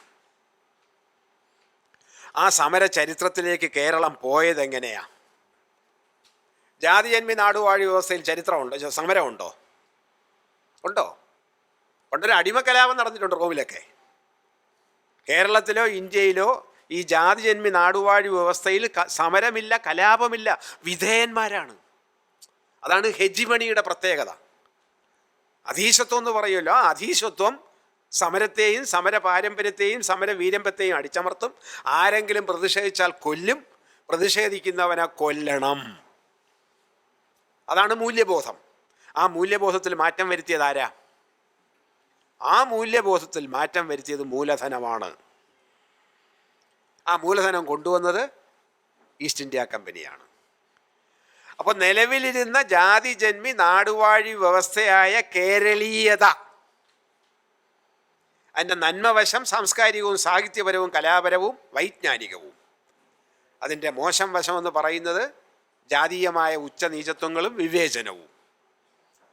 ആ ജാതീയമായ ഉച്ചനീചത്വങ്ങൾക്കും വിവേചനങ്ങൾക്കും എതിരെയാണ് 19-ാം നൂറ്റാണ്ടിലുടനീളം നടന്ന സാമൂഹിക പരിഷ്കരണ സമരങ്ങൾ. നമ്മൾ നവോത്ഥാനം എന്ന് വിളിക്കുന്ന, വാസ്തവത്തിൽ നവോത്ഥാന സമരങ്ങൾ എന്നവയെ വിളിച്ചുകൂടാ. ആ സമരങ്ങളുടെ ഫലമായി മനുഷ്യൻ്റെ മനസ്സിലുണ്ടായ ബോധത്തിൻ്റെ പേരാണ് നവോത്ഥാനം. എന്താ ബോധം? ചോദ്യം ചെയ്യാനുള്ള മനോഭാവം, അതായത് വിമർശിക്കാനുള്ള മനോഭാവം, സമത്വബോധം, അന്വേഷിക്കാനുള്ള ത്വര. ഇതിനെയൊക്കെയാണ് നമ്മൾ നവോത്ഥാന ചിന്തകളെന്ന് പറയുന്നത്. പ്രബുദ്ധതയുടെ അടയാളമായിട്ട് പറയുന്നത് അതൊക്കെയാണ്. അതിലേക്ക് നിമിത്തമായത് മറ്റു പ്രവർത്തനങ്ങളാണ്, വിവേചനങ്ങളാണ് ചോദ്യം ചെയ്യാൻ നമ്മളെ പ്രേരിപ്പിച്ചത്. അപ്പോൾ ജാതിജന്മി നാടുവാഴി, അത് കേരളീയതയ്ക്ക് ഉലച്ചിലുണ്ടാകുന്നതും വിള്ളലുണ്ടാക്കുന്നതും മൂലധനത്തിൻ്റെയും ചരക്കിൻ്റെയും ഇടപെടലിൻ്റെ ഫലമായി കേരള സമൂഹത്തിലുണ്ടാക്കിയ ചലനമാണ്. ആ ചലനത്തെയാണ് കേരളീയ ആധുനികത എന്ന് നമ്മൾ പറയുന്നത്. ആ ആധുനികതയ്ക്ക് വേണ്ടിയുള്ള സമരമാണ് നവോത്ഥാന സമരം. അതിൻ്റെ ഒരു ഭാഗം മാത്രമാണ് സാമൂഹ്യ പരിഷ്കരണം. നമ്മൾ സാമൂഹ്യ പരിഷ്കരണത്തെ മാത്രം നവോത്ഥാനമായിട്ട് പറഞ്ഞു വരുമ്പോൾ 19-ാം നൂറ്റാണ്ടിലുടനീളം നടന്ന വിദ്യാഭ്യാസ വ്യാപനമുണ്ട്, അച്ചടിയുടെ വ്യാപനമുണ്ട്, ബദൽ തൊഴിലുകൾ വന്നിട്ടുണ്ട്, മൂലധന നിക്ഷേപമുണ്ടായിട്ടുണ്ട്. കള്ള്, കറുപ്പ്, കഞ്ചാവ്, പുകയില മുതലായവകളുടെ കുത്തക വ്യാപാര അധികാരം തിരുവിതാംകൂർ സർക്കാരിൽ നിന്നും വ്യക്തികളിലേക്ക് മാറുന്ന ലിബറൽ എക്കോണമി 856 അധികാരത്തിൽ വന്ന സർ ടി മാധവറാവു നടപ്പിലാക്കി. അന്നേ വരെ സർക്കാരിൻ്റെ കുത്തകയാണ് കഞ്ചാവ് ഇറക്കുമതി. ഇതൊക്കെ ആയുർവേദ മരുന്നിനുള്ളതാണ്. അലോപ്പതി വരുന്നതിന് മുമ്പത്തെ മയക്കുമരുന്നാണ് ഈ സാധനങ്ങളെല്ലാം. ആസവങ്ങൾക്കും അരിഷ്ടങ്ങൾക്കും ഒക്കെ ഇത് ചേർക്കുമായിരുന്നു പല തോതിൽ. അത് വരുന്ന 19-ാം ഉത്തരാർദ്ധത്തിലാണ്. അപ്പോൾ മൂലധനം വരുന്നു, തദ്ദേശീയമായി ഒരു കച്ചവട സംഘം വരുന്നത്. കൊല്ലത്തൊരു പുകയിലക്കട മുതലാളി ഉണ്ടായിരുന്നു. ഈ പുകയില കച്ചവടം കുത്തക എടുത്തയാളാ. കേരളത്തിൽ ഏറ്റവും കൂടുതൽ കച്ചവടം സമ്പന്നരുണ്ടായത് എങ്ങനെയാ? കള്ള് കച്ചവടത്തിലൂടെ അല്ലേ? ചെത്ത് കള്ള് കച്ചവടം. ഇപ്പം അത് പുതിയ രൂപത്തിൽ വിദേശ മദ്യം വന്നപ്പോൾ നാടൻ നിർമ്മിത വിദേശ മദ്യമായി അങ്ങനെ വന്നു. അപ്പോൾ അത് ഒരു പ്രധാനപ്പെട്ട വരുമാന മാർഗമാണ്. അതിലൂടെ കുറേ അധികം ആൾക്കാർ. അപ്പോൾ പുതിയൊരു സമ്പന്ന വർഗം, ഭൂമിയിലെ ഉടമസ്ഥാവകാശം മാറി വന്ന പുതിയൊരു കർഷക വർഗം. 1835 തിരുവിതാംകൂറിലെ ആദ്യത്തെ ഇംഗ്ലീഷ് വിദ്യാലയം. പിന്നെ എല്ലാ ജില്ലകളിലും പിന്നെ താലൂക്കുകളിലും വിദ്യാലയങ്ങളുടെ എണ്ണം വർദ്ധിക്കുന്നു. താലൂക്ക് അടിസ്ഥാനങ്ങളിൽ ഏത് സർക്കാർ വിദ്യാലയങ്ങൾ, മറ്റേ മിഷണറിമാരുടെ വിദ്യാലയം വേറെയുണ്ട്. 866 ഉന്നത വിദ്യാഭ്യാസം തിരുവനന്തപുരത്തെ യൂണിവേഴ്സിറ്റി കോളേജ്. അന്ന് യൂണിവേഴ്സിറ്റി കോളേജിലെ മഹാരാജാസ് കോളേജ് എന്നാണ് പറഞ്ഞിരുന്നത്. ഉന്നത വിദ്യാഭ്യാസം വരുന്നു. 2 കൊല്ലം കഴിഞ്ഞപ്പോൾ ഡിഗ്രി കോഴ്സ് തുടങ്ങുന്നു. മദ്രാസ് യൂണിവേഴ്സിറ്റി കൊടുക്കുന്ന ബിരുദ സർട്ടിഫിക്കറ്റ് ഇവിടെയുള്ളവർക്കും BA കിട്ടും. അന്ന് എല്ലാവർക്കും BA ആണ് കേട്ടോ. BSc എന്ന് പറയുന്നത് BA ആണ്. അവിടെ പഠിച്ചിറങ്ങിയവരാണ് കന്നം തിരിഞ്ഞുപോയ ബാരിസ്റ്റർ GP പിള്ള. വഴിതെറ്റിപ്പോയി. സ്വദേശാമൻ രാമകൃഷ്ണപിള്ള, TK മാധവൻ. പൽപ്പൂവിന് അഡ്മിഷൻ കിട്ടിയില്ല. മെഡിക്കൽ കോളേജിൽ പഠിച്ച് തിരിച്ചു വന്നപ്പോൾ ജോലി കൊടുക്കില്ല. അപ്പം ഇവരൊക്കെ ആരാ? അഭ്യസ്തവിദ്യരായ ഒരു മിഡിൽ ക്ലാസ്. 19-ാം നൂറ്റാണ്ടിൻ്റെ 2ാം പകുതിയാകുമ്പോൾ തിരുവിതാംകൂറിൻ്റെയും കേരളത്തിൻ്റെയും സാമൂഹ്യ ഘടനയിൽ മാറ്റം വരുന്നു. ജാതിജന്മി നാടുവാഴി വ്യവസ്ഥ ഉൽപ്പാദിപ്പിച്ച മൂല്യങ്ങൾക്ക് മാറ്റം വരികയും ബദൽ സംവിധാനങ്ങൾ, ബദൽ വർഗങ്ങൾ ഉണ്ടാകുന്നു, വിഭാഗങ്ങൾ ഉണ്ടാകുന്നു. സമ്പന്ന കർഷക വർഗം, സമ്പന്ന കച്ചവട വർഗം, അഭ്യസ്തവിദ്യരായ മധ്യവർഗം, അങ്ങനെ പല. പിന്നെ പുതിയ തൊഴിലാളി വരുന്നു. ഇവനുണ്ടല്ലോ ഈ ഊർജദായിനി. ഇതെന്നാ കേരളത്തിൽ വന്നത്? ഇതൊരു മുതലാളിത്ത ഉൽപ്പന്നമാണ്. 1878 മൂന്നാറിൽ 3000 ഏക്കർ വിലയ്ക്ക് വാങ്ങിയ സായിപ്പ് ചൈനയിൽ നിന്ന് ആസാം വഴി നീലഗിരി വഴി ഇവിടെ കൊണ്ടുവച്ച് നട്ട ചെടിയാണത്. 3000 ഏക്കർ വനഭൂമി വെട്ടി വെളിവാക്കണമെങ്കിൽ എത്രയായിരം തൊഴിലാളി വേണം? തൊഴിലാളി ഇല്ല എന്ന്. കാര്യം എന്താ? എല്ലാവരും കുലത്തൊഴിൽ ബോധക്കാരാണ്. അപ്പനപ്പൂപ്പന്മാരെ കാലത്തെ ഞാൻ ക്ഷുരകനാണ്, പിന്നെ ഞാനെങ്ങനെ അത് മാറ്റിയിട്ട് മരം മുറിക്കാൻ പോകും? അപ്പം നമ്മുടെ പരമ്പരാഗതമായ മൂല്യബോധം തൊഴിൽ ബോധമായി ബന്ധപ്പെട്ട് കിടക്കുകയാണ്. അവനെ അവിടുന്ന് മാറ്റിയെടുക്കണം. സ്വതന്ത്ര തൊഴിലാളിയെ നിർമ്മിക്കേണ്ടത് ആരുടെ ആവശ്യം? മൂലധനത്തിൻ്റെ ആവശ്യം. മൂലധനത്തിൻ്റെ ആവശ്യം. അതുകൊണ്ടാണ് മാർക്സ് മാനിഫെസ്റ്റോയിൽ പറഞ്ഞത്, മുതലാളിത്തപൂർവ്വ ഉൽപാദന ബന്ധങ്ങളാകുന്ന എല്ലാ ചൈനീസ് വൻമതിലുകളെയും ബൂർഷ്വാസി ഇടിച്ചു നിരത്തി. ആലങ്കാരിക ഭാഷയിലാണ് കാരണം അവർ പറയുന്നത്. All pre capitalist worlds of means of production എന്ന് പറഞ്ഞ് അദ്ദേഹം സമർത്ഥിക്കുന്നത് ഇതിനാണ്. എല്ലാ ഉൽപാദന ബന്ധങ്ങളെയും തകർത്തു, മൂലധനം ഇറങ്ങി വന്നു. അത് EMS വേറൊരു പുസ്തകത്തിൽ പറയും, ഇന്ത്യൻ സ്വാതന്ത്ര്യ സമരത്തെ പറയുന്നുണ്ട്. പഴമയിൽ നിന്നും പുതുമയിലേക്ക് പുകയും തുപ്പി വന്ന തീവണ്ടി എന്ന്. പഴമയിൽ നിന്നും പുതുമയിലേക്ക് പുകയും തുപ്പി വന്ന തീവണ്ടി ഇടിച്ചു കുലുക്കി നിരത്തിപ്പോയി സാമൂഹ്യ ഘടനയിൽ മാറ്റം വരുത്തി. അങ്ങനെ സ്വതന്ത്ര തൊഴിലാളി വളർന്നു. സ്റ്റീമറുണ്ടായി, യന്ത്ര ബോട്ട് വന്നു. അപ്പോൾ യന്ത്ര ബോട്ടിൻ്റെ തൊഴിലാളി വന്നു. നേരത്തെ ഇവിടെ ഇവിടുത്തെ കേരളത്തിലെ ജാതിയിലതുണ്ടോ? ഇല്ല. ഓട് നിർമ്മാണം, പണ്ടേ ഓടും മൺപാത്രവും നമ്മളുണ്ടാക്കും. പക്ഷേ ഓട് ഫാക്ടറി വന്ന എപ്പോഴാണ്? അപ്പോൾ പുതിയ തൊഴിലാളി വന്നു. മരമറക്കുന്ന മില്ലുകൾ വന്നു, അപ്പോൾ പുതിയ തൊഴിലാളി വന്നു. തേയിലത്തോട്ടത്തോടൊപ്പം റബ്ബർ തോട്ടം വന്നു, അപ്പോൾ റബ്ബർ തോട്ടത്തിലെ തൊഴിലാളിയായി. അപ്പോൾ പരമ്പരാഗത ജാതി വ്യവസ്ഥയിൽ നിന്നും വ്യത്യസ്തമായ പുതിയ തൊഴിലുകൾ വരികയും ആധുനിക തൊഴിലാളി ജനിക്കുകയും ചെയ്തു. ഇവരെല്ലാം കൂടി തോന്നിച്ചപ്പോൾ നിലവിലിരിക്കുന്ന വ്യവസ്ഥ തെറ്റ്. ജാതി എന്തിന്, മതം എന്തിനെന്നുള്ള ചോദ്യം വന്നു. ഈ സാഹചര്യത്തിലാണ് ജാതി മത ചിന്തയെ വെല്ലുവിളിക്കുന്ന സാമൂഹ്യ പരിഷ്കരണ പ്രസ്ഥാനങ്ങൾ ഉണ്ടായത്. സന്യാസി ശ്രേഷ്ഠന്മാരായ ചട്ടമ്പി സ്വാമിയുടെയും ശ്രീനാരായണൻ്റെയും സിദ്ധാന്തങ്ങൾ പ്രചരിപ്പിച്ചതാര്? ആരാ? Kumaranasan, Palpu, C V Kunjiraman, T K Madhavan, Changanassery Parameswaran Pillai, Mannathu Padmanabhan, C Krishnan Nair, അല്ലെങ്കിൽ മിതവാദി കൃഷ്ണൻ, മഞ്ചേരി രാമയ്യർ. ഇവരൊക്കെ ആരാ? വിദ്യാഭ്യാസം ലഭിച്ച മധ്യവർഗ, എഡ്യൂക്കേറ്റഡ് മിഡിൽ ക്ലാസ്. അവരാണ് ഈ സിദ്ധാന്തം വെളിയിലെത്തിച്ചത്.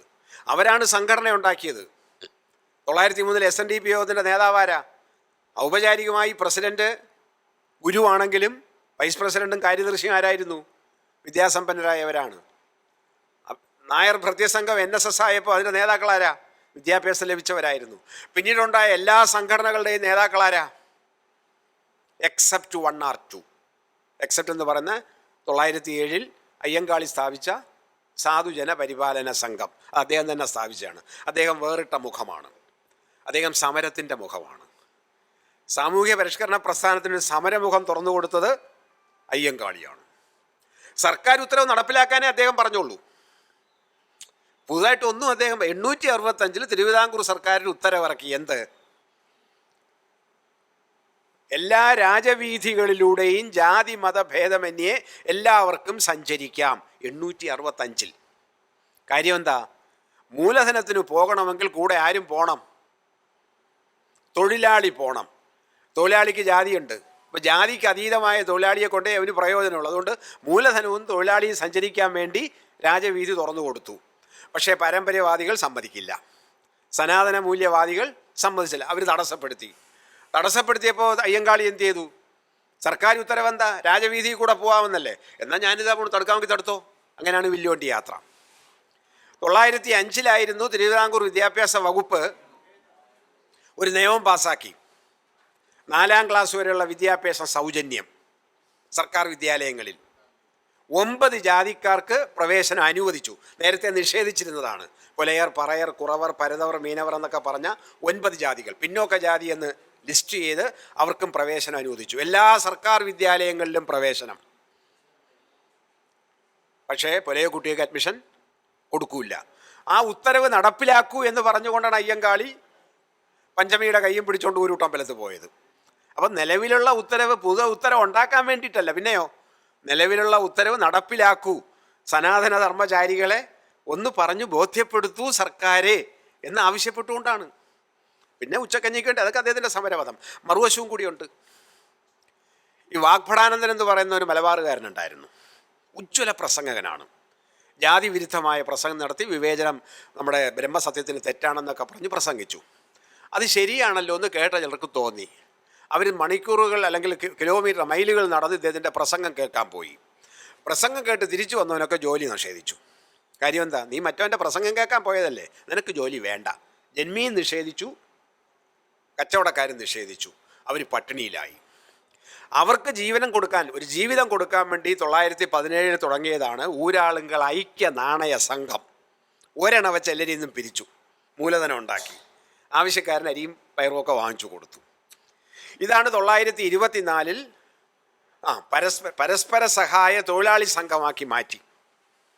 അതാണ് കോപ്പറേറ്റീവ് നിയമപ്രകാരം ഊരാളുങ്കൽ ലേബർ കോൺട്രാക്റ്റ് സൊസൈറ്റി ആയതും ലോകത്തിലെ ഏറ്റവും വലിയ 2ാമത്തെ സംഘടനയും കോപ്പറേറ്റീവ് സൊസൈറ്റിയും ഏഷ്യയിലെ ഏറ്റവും വലിയ കോപ്പറേറ്റീവ് സൊസൈറ്റിയും 1,00,000 കുടുംബങ്ങൾ ഇപ്പോഴും പട്ടിണി കൂടാതെ ജീവിക്കുകയും ചെയ്യുന്ന ഊരാളുങ്കൽ ലേബർ കോൺട്രാക്റ്റ് സൊസൈറ്റി എന്ന് പറയുന്നത് ഈ നവോത്ഥാന പ്രസ്ഥാനത്തിൻ്റെ സഹകരണ മുഖമാണ്. അയ്യങ്കാളിയുടെ നവോത്ഥാന പ്രസ്ഥാനത്തിൻ്റെ സമരമുഖമാണ് എങ്കിൽ ഇത് നവോത്ഥാന പ്രസ്ഥാനത്തിൻ്റെ സഹകരണ മുഖമാണ്. പട്ടിണി അകറ്റാൻ സഹകരണം എന്ന സിദ്ധാന്തമാണ്. അപ്പോൾ സാമൂഹ്യ സംഘടനകൾ വന്നതിന് വേണ്ടിയാ? നിലവിലിരുന്ന എന്ന് വെച്ചാൽ ജാതിജന്മി നാടുവാഴി വ്യവസ്ഥ ഉണ്ടാക്കിയ മൂല്യങ്ങളെ വെല്ലുവിളിക്കുന്നതിന് വേണ്ടിയിട്ടാണ് SNDP യോഗം മുതൽ കേരളത്തിൽ സ്ഥാപിക്കപ്പെട്ട എല്ലാ സംഘടനകളും നിലവിൽ വന്നത്. എന്നാൽ മൂലധന ശക്തികളുടെ പ്രതാപം വർദ്ധിക്കുകയും നാടുവാഴിത്തം പോയി ജനാധിപത്യം വരികയും ഒരാളിന് ഒരോട്ട് എന്ന സിദ്ധാന്തം വരികയും ചെയ്തപ്പോൾ, അതാണ് പ്രധാനം. ജനാധിപത്യത്തിലെ പ്രക്രിയ എന്താ? ഒരാളിന് ഒരോട്ട്, വോട്ടിന് മൂല്യ വ്യത്യാസമില്ല. ആ പ്രക്രിയ വരികയും ചെയ്തപ്പോൾ ജനാധിപത്യം വന്നു. ആ ജനാധിപത്യം വന്നപ്പോൾ അതിൽ വില പേശി തങ്ങളുടെ താല്പര്യങ്ങൾ സംരക്ഷിക്കുന്ന നയത്തിലേക്ക് എല്ലാ സംഘടനകളും മാറി. ആ മാറിയതോടുകൂടി എന്ത് ആവശ്യത്തിന് വേണ്ടിയാണോ ഈ സംഘടനകൾ സ്ഥാപിക്കപ്പെട്ടത്, എന്താവശ്യം നേടിയെടുക്കാൻ വേണ്ടിയാണോ ഇതിൻ്റെ സ്ഥാപക നേതാക്കൾ പരിശ്രമിച്ചത്, അവരുടെ ലക്ഷ്യത്തിന് വിരുദ്ധമായ പ്രസ്ഥാനമായി ഈ സംഘടനകളെല്ലാം ഇന്ത്യൻ സ്വാതന്ത്ര്യലബ്ധിക്ക് ശേഷം മാറുന്നു. ഇവരാരും തന്നെ അവരുടെ സംഘടനയിലെ ദരിദ്ര രക്ഷിക്കാൻ വേണ്ടി അല്ല നിൽക്കുന്നത്, സമ്പന്നരുടെ താല്പര്യം സംരക്ഷിക്കാൻ വേണ്ടിയിട്ടാണ് നിൽക്കുന്നത്. ആലോചിച്ച് നോക്കുമ്പോൾ ചങ്കിക്കൊള്ളുന്ന വർത്തമാനമാണ് ഞാൻ ഈ പറയണത്. ഈ സംഘടനകൾക്കെല്ലാം 1-2 സംഘടന ഒഴികെ ബാക്കി എല്ലാ സംഘടനകൾക്കും വിദ്യാലയങ്ങളുണ്ട്. വിദ്യാലയങ്ങളിൽ കോഴ വാങ്ങിയിട്ടാണ് നിയമനം നടത്തുന്നതെന്നുള്ളത് സർക്കാരിനൊഴികെ ബാക്കി എല്ലാവർക്കും അറിയാം. അങ്ങനെ കോഴ വാങ്ങി നിയമിക്കുമ്പോൾ ആർക്കാ കോഴ കൊടുക്കാൻ കഴിയുക? ദരിദ്രനോ സമ്പന്നനോ? അപ്പം ദരിദ്ര നായരുടെയും ദരിദ്ര ഈഴവൻ്റെയും ദരിദ്ര ക്രിസ്ത്യാനിയുടെയും ദരിദ്ര നാടാരുടെയും താല്പര്യം സംരക്ഷിക്കാനല്ല നവോത്ഥാന സംഘടനകളെന്ന് ഒരു കാലത്ത് അഭിമാനിച്ചിരുന്നതിൻ്റെ ഇപ്പുറത്തെ രൂപങ്ങൾ പ്രവർത്തിക്കുന്നത്. അത് കാലഘട്ടത്തിൻ്റെ മാറ്റമാണ്, പ്രത്യേകിച്ച് 90കൾക്ക് ശേഷമാണ്. 57 മുതൽ 90 വരെയുള്ള കാലത്ത് ഒരു പ്രത്യേക ഘട്ടമായി ഞാൻ വിഭജിക്കുകയാണ്. 57 തൊട്ട് 90 വരെയുള്ളത്. അതായത് പഴയ കേരളീയ നവോത്ഥാനത്തിൻ്റെ പ്രബുദ്ധതയുടെ ഒരു ഘട്ടം 90-ൽ അവസാനിക്കുന്നു. കാരണം 47-50 കാലങ്ങൾക്ക് മുമ്പ് സ്വാതന്ത്ര്യ സമരത്തിൽ പങ്കെടുത്ത രാഷ്ട്രീയ നേതാക്കളും സ്വാതന്ത്ര്യം നേടണമെന്നുള്ള ഉദ്ദേശത്തോടു കൂടി സാംസ്കാരിക രംഗത്ത് സാഹിത്യരംഗത്ത് പ്രവർത്തിച്ചവരുമായ ആൾക്കാർ ഉണർത്തിവിട്ട ചോദ്യം ചെയ്യലിൻ്റേതായ പ്രബുദ്ധതയുടെ ഒരു പാരമ്പര്യമുണ്ടായിരുന്നു. ആ പാരമ്പര്യം അസ്തമിക്കുന്നത് 90കളിലാണ്. 98-ൽ EMSൻ്റെ നിര്യാണത്തോടു കൂടി ആ യുഗം അവസാനിച്ചു എന്ന് ഞാൻ വിചാരിക്കുന്നു. 2013-ൽ PG മരിച്ചതോടുകൂടി പൂർണ്ണമായും അത് അപ്രത്യക്ഷമായി. കാരണം 47-ന് മുമ്പ് ഇവർ വികസിപ്പിച്ചെടുത്തൊരു വിമർശനത്തിൻ്റെ മണ്ഡലമുണ്ടായിരുന്നു, പൊതുവിമർശനത്തിൻ്റെ പൊതുമണ്ഡലം. അത് കേസരി ബാലകൃഷ്ണപിള്ള, കവിത്രയങ്ങൾ, ആ കവിത്രയത്തിൻ്റെ ചുവട് പിടിച്ചുകൊണ്ടുവന്ന പുതിയ കവികൾ, മാറ്റൊലി കവികളെന്ന് നിരൂപകന്മാർ കളിയാക്കിയ വയലാർ, ONV, തിരുനെല്ലൂര്, P. ഭാസ്കരൻ തുടങ്ങിയ ആൾക്കാർ, അവരുടെയൊക്കെ പാരമ്പര്യമേതാ? അവർ പൂത്തുലഞ്ഞ താമരയായി വന്നെങ്കിൽ ചേർ അവിടെ കിടക്കുക, വളക്കൂറുള്ള ചേറ് അടിയിൽ കിടക്കുകയാണ്. അത് സ്വാതന്ത്ര്യ സമരത്തിൻ്റെ, ജാതിവിരുദ്ധ സമരത്തിൻ്റെ, പൗരാവകാശ സമരത്തിൻ്റെ ആ വളക്കൂറുള്ള മണ്ണിൽ നിന്ന് മുളച്ചു വന്നവരാണ്. അവരാണത് വികസിപ്പിച്ചു കൊണ്ടുവന്നത്. അവരുടെ പാരമ്പര്യം 90 വരെ തുടരുന്നു. കാരണം അപ്പോഴേക്കും കാലാവസ്ഥ മാറി, കേരളത്തിൽ പുതിയ സമൂഹം വന്നു. 57-ലെ കാർഷിക ബന്ധ നിയമത്തിൻ്റെ ഫലമായിട്ട് വന്ന 1-ാം തലമുറ പുരോഗമന വീക്ഷണമുള്ളവരായിരുന്നു. നമ്മളെ പോലെയല്ല, 2-ാം തലമുറ.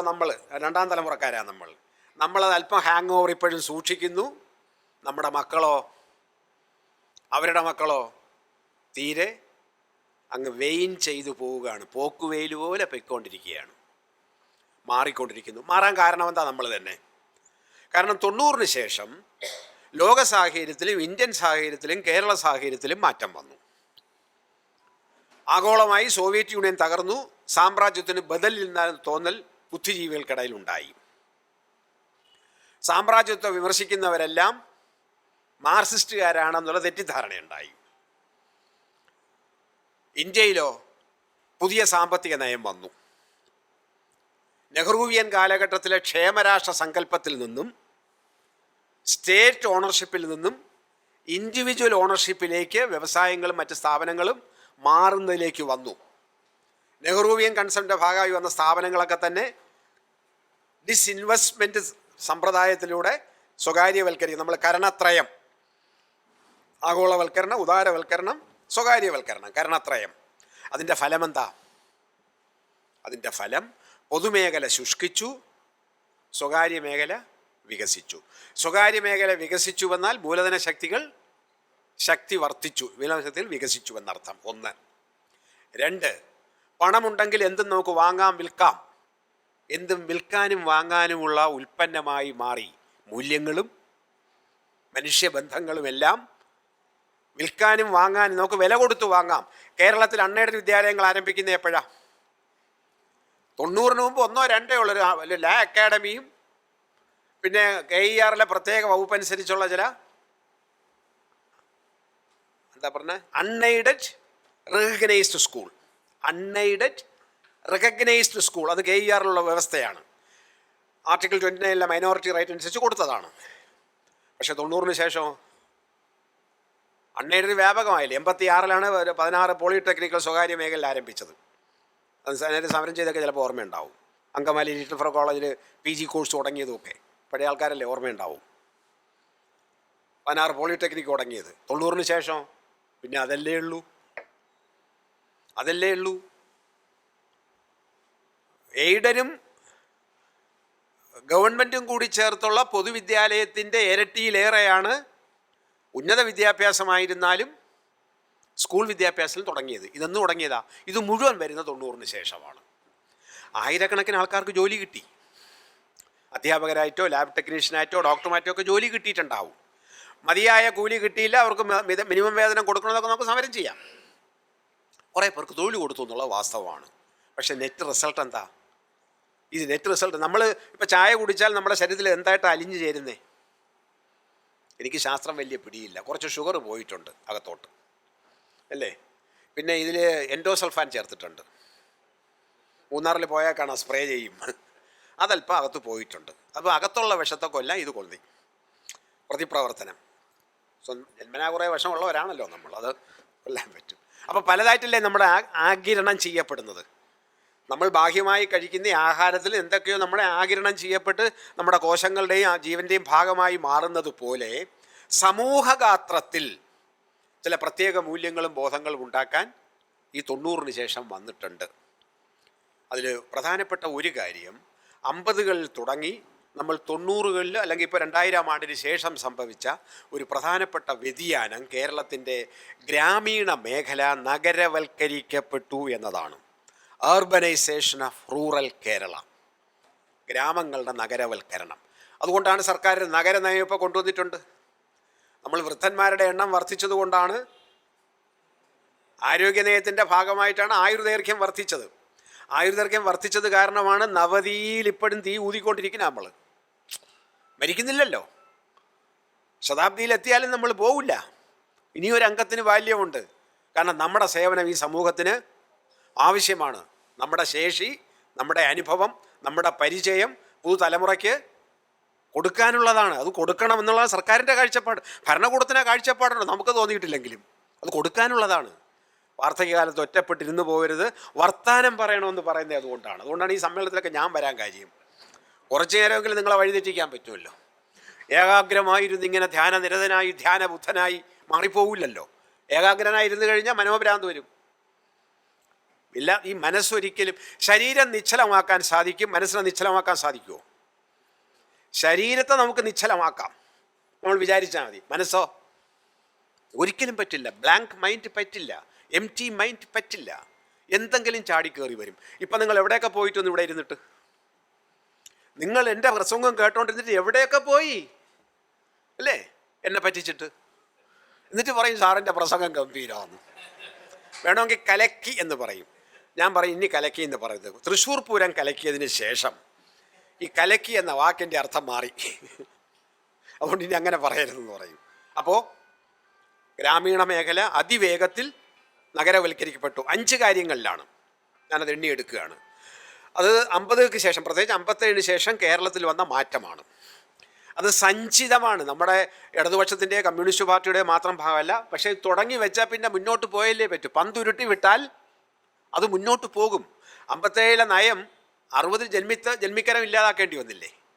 70 അതിൻ്റെ തുടർച്ചയായിട്ടാണ് അച്യുതമേനോൻ പിന്നെ ജന്മിത്തം ഇല്ലാതാക്കിയത്. 68 10ാം ക്ലാസ് വരെ ഫീസ് ഇല്ലാതാക്കിയതാണ് 78 എന്തു തുടങ്ങിയത്. പ്രീ ഡിഗ്രിക്ക് ഫീസ് ഇല്ലാതായി. ഇത് തുടർച്ചയാണ്. ആ ആരോഗ്യ നയമല്ലേ ഇപ്പോഴും തുറന്നുകൊണ്ടിരിക്കുന്നേ. 57 പോലീസ് നയമുണ്ട്. ഒരു മർദ്ദക ഭരണത്തിൽ നിന്നും ഒരു ക്ഷേമരാഷ്ട്ര ഭരണത്തിലേക്ക് മാറുമ്പോൾ പോലീസിൻ്റെ പങ്കെന്തായിരിക്കണം. 47 ആഗസ്റ്റ് 14 വരെ ഇടിയം പോലീസ്, ആഗസ്റ്റ് 15 പുതിയ മന്ത്രിയെ സല്യൂട്ട് അടിക്കുന്ന പോലീസ്. പക്ഷെ അടിക്കുന്ന ഒരുത്തൻ തന്നെയാണ്. അപ്പോൾ അവൻ്റെ മനോഭാവത്തിൽ മാറ്റം വന്നിട്ടുണ്ടോ? ഇല്ല. അവനെപ്പോഴും ആ മർദ്ദക ഭോഗമാണ്. ആ മർദ്ദക പോലീസിനെ എങ്ങനെ ജനകീയ പോലീസാക്കി മാറ്റണമെന്നതിന് വേണ്ടിയാണ് 57 സർക്കാർ പോലീസ് കമ്മീഷൻ നിയോഗിച്ചത്. നിങ്ങൾ കേട്ടിരിക്കാൻ സാധ്യതയില്ല, ഉണ്ടോയെന്ന് എനിക്കറിയില്ല. ഒരു പോലീസ് കമ്മീഷൻ നിയോഗിച്ചിരുന്നു, NC ചാറ്റർജി കമ്മിറ്റി. ലോക്സഭയുടെ സ്പീക്കറായിരുന്നൊരു സോമനാഥ് ചാറ്റർജിയെ കേട്ടിട്ടുണ്ട്. അദ്ദേഹത്തിൻ്റെ പിതാവാണ് NC ചാറ്റർജി. അദ്ദേഹം സുപ്രീം കോടതിയിലെ അന്നത്തെ പ്രഗത്ഭനായ അഭിഭാഷകനായിരുന്നു. അദ്ദേഹത്തിനോടുത്ത ടേംസ് ഓഫ് റിഫറൻസ് കേരള പോലീസിനെ ഒന്ന് മാറ്റണം. മർദ്ദക പോലീസിനെ സോഷ്യലിസ്റ്റ് പോലീസാക്കാനല്ല, ഒരു ക്ഷേമരാഷ്ട്രം. കാരണം നെഹ്റുവിൻ്റെ കാഴ്ചപ്പാടെന്താ? Welfare state. ഒരു വെൽഫെയർ സ്റ്റേറ്റ് പോലീസാക്കി മാറ്റണം. ആ കമ്മീഷൻ റിപ്പോർട്ട് കൊടുത്തു. നടപ്പിലാക്കാൻ സർക്കാരിന് പറ്റിയില്ല. അത് 2006 VS മുഖ്യമന്ത്രി ആയിരിക്കുമ്പോഴും കോടിയേരി ആഭ്യന്തരമന്ത്രി ആയപ്പോഴാണ് ജനമൈത്രി പോലീസായും സ്റ്റുഡൻറ്റ് പോലീസ് കേഡറ്റായിട്ടും വന്നത്. എത്ര കൊല്ലമെടുത്തു നോക്കണം. 57 EMS മുഖ്യമന്ത്രിയായിരുന്ന EMSൻ്റെ നേതൃത്വത്തിൽ തുടങ്ങിയ ഭരണപരിഷ്കാര കമ്മീഷൻ റിപ്പോർട്ടാണ് 87 ജില്ലാ കൗൺസിൽ ബില്ലായിട്ടും പിന്നെ കേന്ദ്ര പാർലമെൻറ്റിൻ്റെ നിയമം വന്നപ്പോൾ ഇപ്പോഴത്തെ ത്രിതല പഞ്ചായത്തുകളായിട്ടും 96 നയനാരുടെ കാലത്ത് തുടങ്ങിയ ജനകീയ ആസൂത്രണവും അധികാര വികേന്ദ്രീകരണവുമായിട്ട് മാറുന്ന ജനപ്രക്രിയയിലേക്ക് പോയത്. 57 കാഴ്ചവെച്ചതാണ്. 57 ഓഗസ്റ്റിൽ വന്ന കോമാട്ടിൽ അച്യുതമേനോൻ കമ്മിറ്റി റിപ്പോർട്ടാണ് ഔദ്യോഗിക ഭാഷാ കമ്മീഷൻ. 69 EMSൻ്റെ ഔദ്യോഗിക ഭാഷാ നിയമമായിട്ട് വരുന്നു. അതിൻ്റെ തുടർച്ച 2017 പിണറായി സർക്കാരിൻ്റെ ഔദ്യോഗിക ഭാഷാ നിയമമായിട്ട് വരുന്നു. അപ്പോൾ എത്ര കാലമെടുത്തു നോക്കണം ഒരു കാര്യം വരാൻ. അതുകൊണ്ടാണ് ഇത്രയും കാലത്തെ സഞ്ചിതമായ പ്രവർത്തനത്തിൻ്റെ ഫലമായി വന്ന 5 കാര്യങ്ങൾ. ഒന്ന്, ഗതാഗത രംഗത്ത് വന്ന മാറ്റം. ഗ്രാമീണ റോഡുകൾ വികസിച്ചു, നന്നായി, മിനുസമുള്ള റോഡായി. നമ്മളൊക്കെ പണ്ട് നടന്നിരുന്ന ഗ്രാമീണ റോഡ് ഇപ്പോഴെങ്ങനെ മിനുസമായ റോഡായില്ലേ? ചക്കടാവണ്ടി പോയിരുന്ന റോഡ്, പഴയ മെക്കാഡം റോഡ്, മെറ്റലിട്ട റോഡ് ഇപ്പോൾ എന്തായി? ടാറിട്ട റോഡായി. വയലുകളുടെ നടവരമ്പുകളെല്ലാം ഇപ്പോൾ ആട്ടോ പോകുന്ന തരത്തിൽ റോഡാക്കിയില്ലേ? റോഡ് വികസനം വന്നില്ല. വീട്ടിൽ നിന്ന് നേരെ ഓട്ടോറിക്ഷയിൽ കയറാൻ പറ്റുന്ന സൗകര്യം ഭൂരിപക്ഷം പേർക്കും കിട്ടി. അപ്പോൾ ഏത് വികസനത്തിൻ്റെ അടിത്തറ ഏതാണ്? ഗതാഗത വികസനമാണ്. അത് ഗ്രാമീണ കേരളത്തിൽ സംഭവിച്ചിരിക്കുന്നു എന്ന് മാത്രമല്ല, എല്ലാ ഗ്രാമങ്ങളിലും ഇപ്പോൾ ഫ്യൂവൽ സ്റ്റേഷനുണ്ട്. 5 കിലോമീറ്റർ വ്യത്യാസത്തിൽ. 2 വീലറുണ്ട്, പലർക്കും കാറുണ്ട്. ഗതാഗത സൗകര്യം ഇല്ലാത്തതുകൊണ്ട് ഒരു ആശുപത്രി പോകാൻ കഴിയാത്ത അവസ്ഥയില്ല, വല്ല വനമേഖലയിലും അല്ലാതെ. 2, ആരോഗ്യരംഗത്തെ മാറ്റം. ഞാൻ നേരത്തെ പറഞ്ഞ മനോഭാവത്തിലെ മാറ്റം.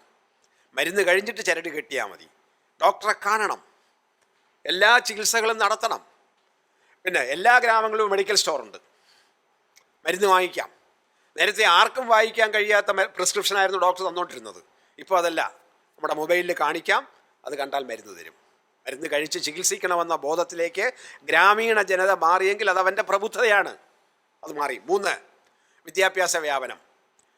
പണ്ട് നഗരകേന്ദ്രങ്ങളിലും 64 ലക്ഷം പല പഞ്ചായത്തുകളിലും മാത്രമേ കോളേജുകൾ ഉണ്ടായിരുന്നുള്ളൂ. ഇപ്പോൾ എല്ലാ പഞ്ചായത്തിലും 1ഓ 2ഓ ഹയർ സെക്കൻഡറി വിദ്യാലയമുണ്ട്, പഴയ പ്രീ ഡിഗ്രിക്ക് തുല്യം. 12ാം ക്ലാസ് വരെ സൗജന്യം. ജനിച്ചു വീഴുന്ന മുഴുവൻ കുഞ്ഞുങ്ങളും പള്ളിക്കൂടത്തിൽ പോകുന്നു. പള്ളിക്കൂടത്തിൽ പോകാത്ത ആരും ഇന്ന് കേരളത്തിൽ ജനിക്കുന്നില്ല. അല്ലെങ്കിൽ ജനിക്കാനും പള്ളിക്കൂടത്തിൽ അയക്കണം. 2 കാര്യങ്ങളിലാണ് തീരുമാനമെടുക്കുന്ന നവദമ്പതിമാർ. 1, പ്രസവം ഏത് ആശുപത്രിയിൽ. 2, കുഞ്ഞിൻ്റെ വിദ്യാഭ്യാസം ഏത് അൺഎയ്ഡഡ് സ്കൂളിൽ. നാട്ടിൻപുറത്ത് മറ്റൊരു സേവിക 80 വരെയൊക്കെ ഉണ്ടായിരുന്നു നാട്ടിൻപുറത്ത്. ഈ വയറ്റാട്ടി എന്നൊരു ജന്തു, അവളെ ആട്ടി ഓടിച്ചില്ലേ നമ്മൾ. ഇപ്പോൾ മലപ്പുറത്തോട് ഞാനിങ്ങനെ പ്രസംഗിച്ച ഓരോരുത്തരും ഇല്ല സാറേ, ഞങ്ങളുടെ നാട്ടിൽ കുറേ വെച്ചിട്ടുണ്ടെന്ന്. മലപ്പുറത്തൊരു ഗ്രാമത്തിലുണ്ട് പരമ്പരാഗതമായ ചികിത്സ കൊടുക്കുന്ന കുറേ ആൾക്കാരവിടെ പ്രസവം നടത്തണമെന്ന് പറയുന്നു. ശരിയായിരിക്കാം ചിലപ്പോൾ. അത് പാരമ്പര്യം. ആണോ സ്ഥലത്തിൻ്റെ പേരോ?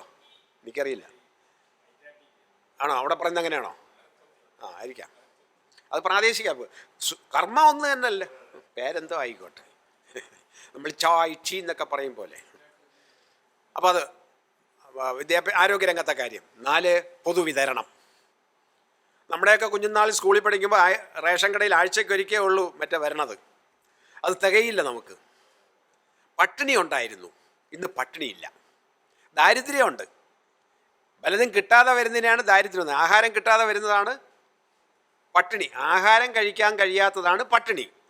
ആവശ്യത്തിന് മറ്റ് സാധനങ്ങൾ കിട്ടാത്തതാണ് ദാരിദ്ര്യം.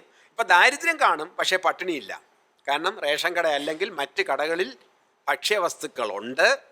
ആരും പട്ടിണി കിടന്ന് കേരളത്തിൽ ചാകുന്നില്ല. ആരെങ്കിലും പൊതിച്ചോറ് കൊടുക്കും, ഉറപ്പല്ലേ? നമ്മുടെ ക്ഷേത്രങ്ങളൊക്കെ ചെയ്യുന്ന സേവനം എന്താ? ഈ മീൻ പിടിക്കുന്നതിന് മുമ്പ് മറ്റേ അരിവാരി എറിയും. ഞാൻ നെയ്യാറ്റിൻകര കൃഷ്ണസ്വാമി ക്ഷേത്രത്തിൽ എന്നെ ഒരു പ്രസംഗത്തിന് വിളിച്ചു, രാമായണ വാചാരത്തിന്. അപ്പോൾ ഇവിടെ തുഞ്ചൻ സ്മാരകത്തിൽ ഞാനൊരു പ്രസംഗം നേട്ട് മുക്തരായ ആരോ ആണ് എന്നെ വിളിച്ചത്. പിന്നീട് അന്വേഷിച്ചപ്പോഴാണ് ഞാൻ ആരാണെന്നുള്ള തനിസ്വരൂപം മനസ്സിലായത്. ക്ഷണിച്ചു പോയി. ഞാൻ അക്സെപ്റ്റ് ചെയ്യുകയും ചെയ്തുകൊണ്ട് എന്നെ വിളിക്കാതിരിക്കാൻ പറ്റും. ഞാൻ പോയി. കുഴപ്പക്കാരനാണെന്ന് അവർ വിചാരിച്ചത്. ഞാൻ പോയി മനോഹരമായൊരു പ്രസംഗമൊക്കെ നടത്തി. ഒരു 10-60 ആൾക്കാർ കൃത്യമായി ഇരിക്കുന്നു. നോട്ടെല്ലാം കൃത്യമായി എഴുതിയെടുത്തു. ചിലരൊക്കെ സംശയം. എനിക്ക് വളരെ സന്തോഷമായി. എൻ്റെ MA ക്ലാസ്സിൽ ഇന്ന് പോലും ഇത്രയും ആൾക്കാരിങ്ങനെ കൃത്യതയോടെ സംശയം ചോദിച്ചിട്ടില്ല. അവർ പഠിക്കാൻ വേണ്ടി മാത്രം വന്നവരാ. ഇത് പഠിക്കാൻ വേണ്ടി വന്നവരേ അല്ല. എന്നിട്ടും നോട്ട് എഴുതിയെടുക്കുന്നു. അപ്പം ഞാൻ വളരെ സന്തുഷ്ടനായി മുക്തനായി ഇങ്ങനെ സംഘാടകരോട് ചോദിച്ചു, എന്നെ വിളിച്ച ആളിനോട് ചോദിച്ചു, വളരെ ഡെഡിക്കേറ്റ് ആയിരിക്കും ഇത്രയും പേര് ഇങ്ങനെ വന്ന്. അത് സാറേ, രാവിലെ ഉച്ചയ്ക്ക് ഇവിടെ ഭക്ഷണം കൊടുക്കുന്നുണ്ട്. രാവിലെയും ഉച്ചയ്ക്കും ഭക്ഷണം വീട്ടിൽ പട്ടിണി ആയതുകൊണ്ടല്ല, ഇവിടെ വന്ന് കഴിക്കാൻ കുറേ പേരെ ഒരുമിച്ച് കാണാം. വീട്ടിൽ പട്ടിണിയായവരല്ല ഇവിടെ വരണത്, പട്ടിണി ഇല്ല. പക്ഷേ ഇവിടെ വന്നാൽ ഒരുമിച്ചിരുന്ന് കഴിക്കാം, വെടിവട്ടം പറയാം. ഒരു മാനസിക ഉല്ലാസമാണ്. ആയുർദൈർഘ്യം വർദ്ധിക്കാൻ ഒരു പ്രധാനപ്പെട്ട ഘടകം വർത്തമാനം പറഞ്ഞുകൊണ്ടിരിക്കണമെന്നുള്ളതാണ്. ഈ മുതിർന്നവർക്ക്, ചെറുപ്പക്കാർക്ക് നമ്മൾ ശല്യമായിട്ട് ഇയാൾ എപ്പോഴും കുറച്ചുകൊണ്ടിരിക്കണമെന്ന് പറയും. അല്ല, നമ്മുടെ ആയുർദൈർഘ്യം വർദ്ധിപ്പിക്കാൻ ഇത് ആവശ്യമാണ്. അപ്പോൾ ആയുർദൈർഘ്യം, ഔഷധ എല്ലാ സ്ഥലത്തും ഇപ്പം മെഡിക്കൽ സ്റ്റോറില്ലേ, ഡോക്ടറുടെ സേവനം കിട്ടുന്നുണ്ടല്ലോ. ഞാനിപ്പോൾ നിർത്താം. മനസ്സിലായി? വാലനയ്ക്ക് എനിക്ക് പിടികിട്ടും. അത് 5ാമത്തെ കാര്യം ഏതാ? വാർത്താവിനിമയം. പണ്ടൊരു പോസ്റ്റ് ഓഫീസിലും ടെലിഫോൺ എക്സ്ചേഞ്ചും മാത്രമേ ഉണ്ടായിരുന്നുള്ളൂ. ഇപ്പോഴോ എല്ലാ പറമ്പുകളിലും ടവറുണ്ട്. വിശ്വസനീയമായ കള്ളം പറയാവുന്ന ഉപകരണം എല്ലാവരുടെ കയ്യിലുമുണ്ട്. ഒന്നിൽ 2 ഇടാവുന്നതുകൊണ്ട് 2 എണ്ണം ഉള്ളതുണ്ട്. ഒന്ന് ചില പ്രത്യേക ആൾക്കാർക്ക് വേണ്ടി, മറ്റ് പൊതുവായിട്ടുള്ളതിന് വേണ്ടി. ഇങ്ങനെ പലതരത്തിലുണ്ട്. അപ്പോൾ വാർത്ത അറിയാതെ നമ്മൾ വിഷമിക്കുന്നില്ല. ഗ്രാമീണ മേഖല വികസിച്ചു. ഈ സൗകര്യങ്ങൾ നഗരത്തിൽ മാത്രമേ പണ്ട് ഉണ്ടായിരുന്നുള്ളൂ. ഇപ്പം ഗ്രാമീണ മേഖലയിൽ വന്നു. ഗ്രാമീണ മേഖലയിൽ വന്നു കഴിഞ്ഞാൽ ഗ്രാമീണ മേഖല നഗരവൽക്കരിക്കപ്പെട്ടു. നഗരവൽക്കരിക്കപ്പെട്ടു കഴിഞ്ഞാൽ ജീവിത സൗകര്യം മാറിക്കഴിഞ്ഞാൽ നമ്മുടെ മനോഭാവം മാറും. തൊഴിലാളി വർഗത്തിൻ്റെയും മനോഭാവം മാറും. തൊഴിലാളി വർഗവും മധ്യവർഗ മനോഭാവക്കാരാവും. മധ്യവർഗമായിക്കഴിഞ്ഞാൽ കൂടുതൽ കിട്ടാനാണ് മോഹം. 10 ലഭിക്കിൽ 100 മോഹം, 100 1000 ആഹാൻ മോഹം. അത് മനോഭാവമാണ്, മനുഷ്യൻ്റെ മനസ്സാണ്. അത് മാറിക്കൊണ്ടിരിക്കും. ഈ മാറ്റത്തിനനുസരിച്ച്, ഈ ആഗ്രഹത്തിനനുസരിച്ച് മാറ്റം നടക്കാതെ വരുമ്പോൾ നമ്മൾ എന്തിലേക്ക് പോകും? നമ്മളൊരു കാലത്ത് കുഴിച്ചു മൂടിയതും പക്ഷേ നിശേഷം ചത്തിട്ടില്ലാത്തതുമായ പഴയ വൈറസ്, ഹൂക്കുവേം ഉണ്ടല്ലോ. ഹൂക്കുവേം, കൊക്കപ്പുഴു, കുടലിങ്ങനെ കൊരുത്ത് കിടക്കും. ഹൂക്കാണ്. ഒരുമാതിരിപ്പെട്ട മരുന്ന് കഴിച്ചാലൊന്നും പോവില്ല. ചിലപ്പോൾ കുറേ അങ്ങ് പോകും. ഒരു സെല്ലിരുന്നാൽ മതി, അല്പം കഴിയുമ്പോൾ വീണ്ടും വളരും. നമ്മുടെ ശരീരത്തിൽ വിളർച്ച വന്ന് കണ്ണിന് കാഴ്ചയൊക്കെ മങ്ങൽ വരുമ്പോഴാണ് ഇവ അകത്ത് കിടക്കുന്ന കാര്യം നമ്മൾ അറിയുന്നത്. അതുപോലെ കിടക്കുന്നതാണ് ഈ ആചാരവും അനാചാരം. ആചാരവും അനാചാരവും തമ്മിൽ വേർതിരിക്കാൻ പ്രയാസമാണ്. വിശ്വാസത്തെയും അന്ധവിശ്വാസത്തെയും തമ്മിൽ വേർതിരിക്കാനും പ്രയാസമാണ്. അത് അവനവൻ്റെ മനോഭാവമാണ്. പക്ഷേ എങ്കിലും 1947 മുമ്പോ അല്ലെങ്കിൽ 30കൾക്ക് മുമ്പോ ഈ സാമൂഹ്യ പരിഷ്കരണ പ്രസ്ഥാനക്കാർ വേണ്ട എന്ന് വച്ച് പറഞ്ഞ പലതിനെയും നമ്മളിപ്പോഴും പുനരവതരിപ്പിക്കുകയാണ്, കൊണ്ടു നടക്കുകയാണ്. ആ പറഞ്ഞവരെ നമ്മൾ മഹാന്മാരാക്കി, ദേവന്മാരാക്കി, മന്ദിരങ്ങൾ ഉണ്ടാക്കി, ആഘോഷം പൂർവാധികം ഭംഗിയായിട്ട് നടത്തിക്കൊണ്ടിരിക്കുമ്പോൾ അവർ വേണ്ട എന്ന് പറഞ്ഞ ആചാരങ്ങളെയും നന്നാക്കിക്കൊണ്ടിരിക്കുകയാണ്. 2 കരി വേണ്ട എന്ന് ഗുരു പറഞ്ഞു. കരിവീരൻ്റെ എഴുന്നള്ളിപ്പും കരിമരുന്ന്. ഇത് രണ്ടും ആർക്ക് വേണ്ടിയാ? ആനയുടെ ഉടമസ്ഥന് വേണ്ടിയും കരിമരുന്ന് ഫാക്ടറിക്കാരന് വേണ്ടിയുമാണ്. സാധാരണക്കാരന് എന്തെങ്കിലും പ്രയോജനമുണ്ടോ? ഇല്ല. അവിടെ ഒരുത്തനെ 2 എണ്ണത്തിനാണ് ഒരുത്തൻ കൊന്നത്. ഒരു ആന. കാട്ടിക്കിടക്കേണ്ട ആനയെ പിടിച്ച് ടാറിട്ട റോഡിലൂടെ നടത്തിച്ച് തീവട്ടി വെച്ച് അവൻ്റെ മുമ്പിലേക്ക് വിളിച്ച് അവന് സഹിക്കാൻ വയ്യാത്ത, ഏത് ജീവിക്കും സഹിക്കുന്നതിന് മാത്രമല്ല, അവൻ ഇടയും. അങ്ങനെ ആക്കി തീർത്തു. അതാണ് 2 ആചാരങ്ങൾ വേണ്ട എന്ന് പറഞ്ഞത്. ഈ കവളിക്കൂട് ശൂലം കുത്തിക്കയറ്റാൻ ഏത് ദേവനാ പറഞ്ഞത്? മുതുകത്ത മാംസത്തിൽ ഹൂക്കിട്ട് ആകാശത്തേക്ക് പറവക്കാവടി നടത്തണമെന്ന് ഏത് ദേവനാ പറഞ്ഞത്? അവൻ്റെ കയ്യിലേക്കൊരു കുഞ്ഞിനെ വെച്ചു കൊടുത്തവൻ അടൂര് വഴുതി വീണു. വഴുതി വീണപ്പോൾ അതിനെക്കുറിച്ച് ബാലാവകാശ കമ്മീഷൻ ചോദിച്ചെന്താ? എന്തുകൊണ്ട് കുഞ്ഞിന് സുരക്ഷാ ബെൽറ്റ് ഇട്ടില്ല എന്നാണ്. എന്തുകൊണ്ട് ഈ കുഞ്ഞിനെ കൈ കൊടുത്തവനെ ശിക്ഷിച്ചില്ല എന്നല്ലേ ബാലാവകാശ കമ്മീഷൻ ചോദിക്കേണ്ടത്? കുഞ്ഞിനെ മാത്രം രക്ഷിച്ചാൽ പോരാ, കുഞ്ഞിൻ്റെ തന്തയ്ക്കും തള്ളയ്ക്കും കൂടി വിവരം ഉണ്ടാക്കി കൊടുക്കണം, ഇങ്ങനെ കൊടുത്തതുകൊണ്ട് മോക്ഷം കിട്ടില്ല എന്ന്. അപ്പോൾ ആചാരത്തെയും അനാചാരത്തെയും തമ്മിൽ പരിഷ്കൃത സമൂഹം എന്ന് വിചാരിക്കുന്നവർ, വിദ്യാസമ്പന്നരാണെന്ന് വിചാരിക്കുന്നവർ, ജുഡീഷ്യസ് മൈൻഡുണ്ട്, നീതിബോധം, ഉന്നതമായ ഉദാത്തമായ നീതിബോധം ഉള്ളവരാണ് ന്യായാധിപന്മാരാണ് നമ്മുടെ വിചാരം. അങ്ങനെ ആവണം. അങ്ങനെ അവരിൽ നിന്ന് പോലും ഇത്തരത്തിലുള്ള വർത്തമാനം വരുമ്പോൾ ആചാരത്തെയും അനാചാരത്തെയും കുറിച്ചുള്ള സാധാരണ പൗരൻ്റെ സങ്കല്പം എന്ത് തിരിച്ചറിയാനാവാതെ വിഷമിക്കുന്ന ഘട്ടം വരും. നിങ്ങളെന്നെ കമ്മ്യൂണിസ്റ്റാക്കി എന്ന നോവലിൽ, ഒരു നാടകത്തിൽ ഒരമ്മയുണ്ട്. മുരത്ത ജന്മിയായ അച്ഛനും വിപ്ലവകാരിയായ കർഷക സംഘത്തിൻ്റെ മകനും. ഈ അമ്മയുടെ ഒരു ഡയലോഗുണ്ട്. അമ്മയ്ക്കൊരു അഭിപ്രായം, ഒരു തീരുമാനം എടുക്കാം. അമ്മയുടെ ആ അഭിപ്രായ പ്രശ്നമാണ് ഡയലമ്മ. അമ്മയുടെ ഈ മനപ്രശ്നമാണ് ഡയലമ്മയായി മാറിയത്. അത് അവരുടെ കമൻ്റ്, ആ സംഭാഷണം എന്താ? യവൻ പറയുന്ന കേൾക്കുമ്പം തോന്നും ഇതാണ് ശരിയെന്ന്, യവൻ്റെ അച്ഛൻ പറയുന്ന കേൾക്കുമ്പം തോന്നും അതാണ് ശരിയെന്ന്. രണ്ടുപേരും പരസ്പര വിരുദ്ധമായ കാര്യമാണ് പറയണത്. ആ ഡയലമ്മയിലാണ് ഈ മധ്യവർഗ, ഗ്രാമീണ ജനത, നഗര ജനത. ഇത് ആചാരമെന്ന് പറഞ്ഞാൽ ശരി, ഇത് അനാചാരം എന്ന് പറഞ്ഞാൽ അങ്ങനെയോ ഓ എന്നൊക്കെ ചോദിച്ച് അപ്പുറത്ത് നിൽക്കും. ഈ ഡയലമ്മ എന്നുള്ള മോചനമാണ് കേരള സമൂഹത്തിൻ്റെ മുന്നോട്ടുള്ള പുരോഗതിക്ക്, മുന്നോട്ടുള്ള പോക്കിന്, പുരോഗതിക്ക്, മുന്നോട്ട് പോകുന്നതിനാണ് നമ്മൾ പുരോഗതിക്ക് അനിവാര്യം. അതിന് നമ്മുടെ മനോഭാവത്തിൽ മാറ്റം വരണം. ആചാരത്തെയും അനാചാരത്തെയും തിരിച്ചറിയാൻ കഴിയണം. തിരിച്ചറിയാൻ കഴിയുന്ന തലമുറ നമ്മുടേതാണ്. നമ്മളൊരു സംക്രമണ ദശയിൽ ജീവിച്ചിരുന്നവരാണ്. പഴയതിൽ നിന്ന് ഉൾക്കൊണ്ടവർ, പുതിയതിൻ്റെ പതാകവാഹകരായവർ.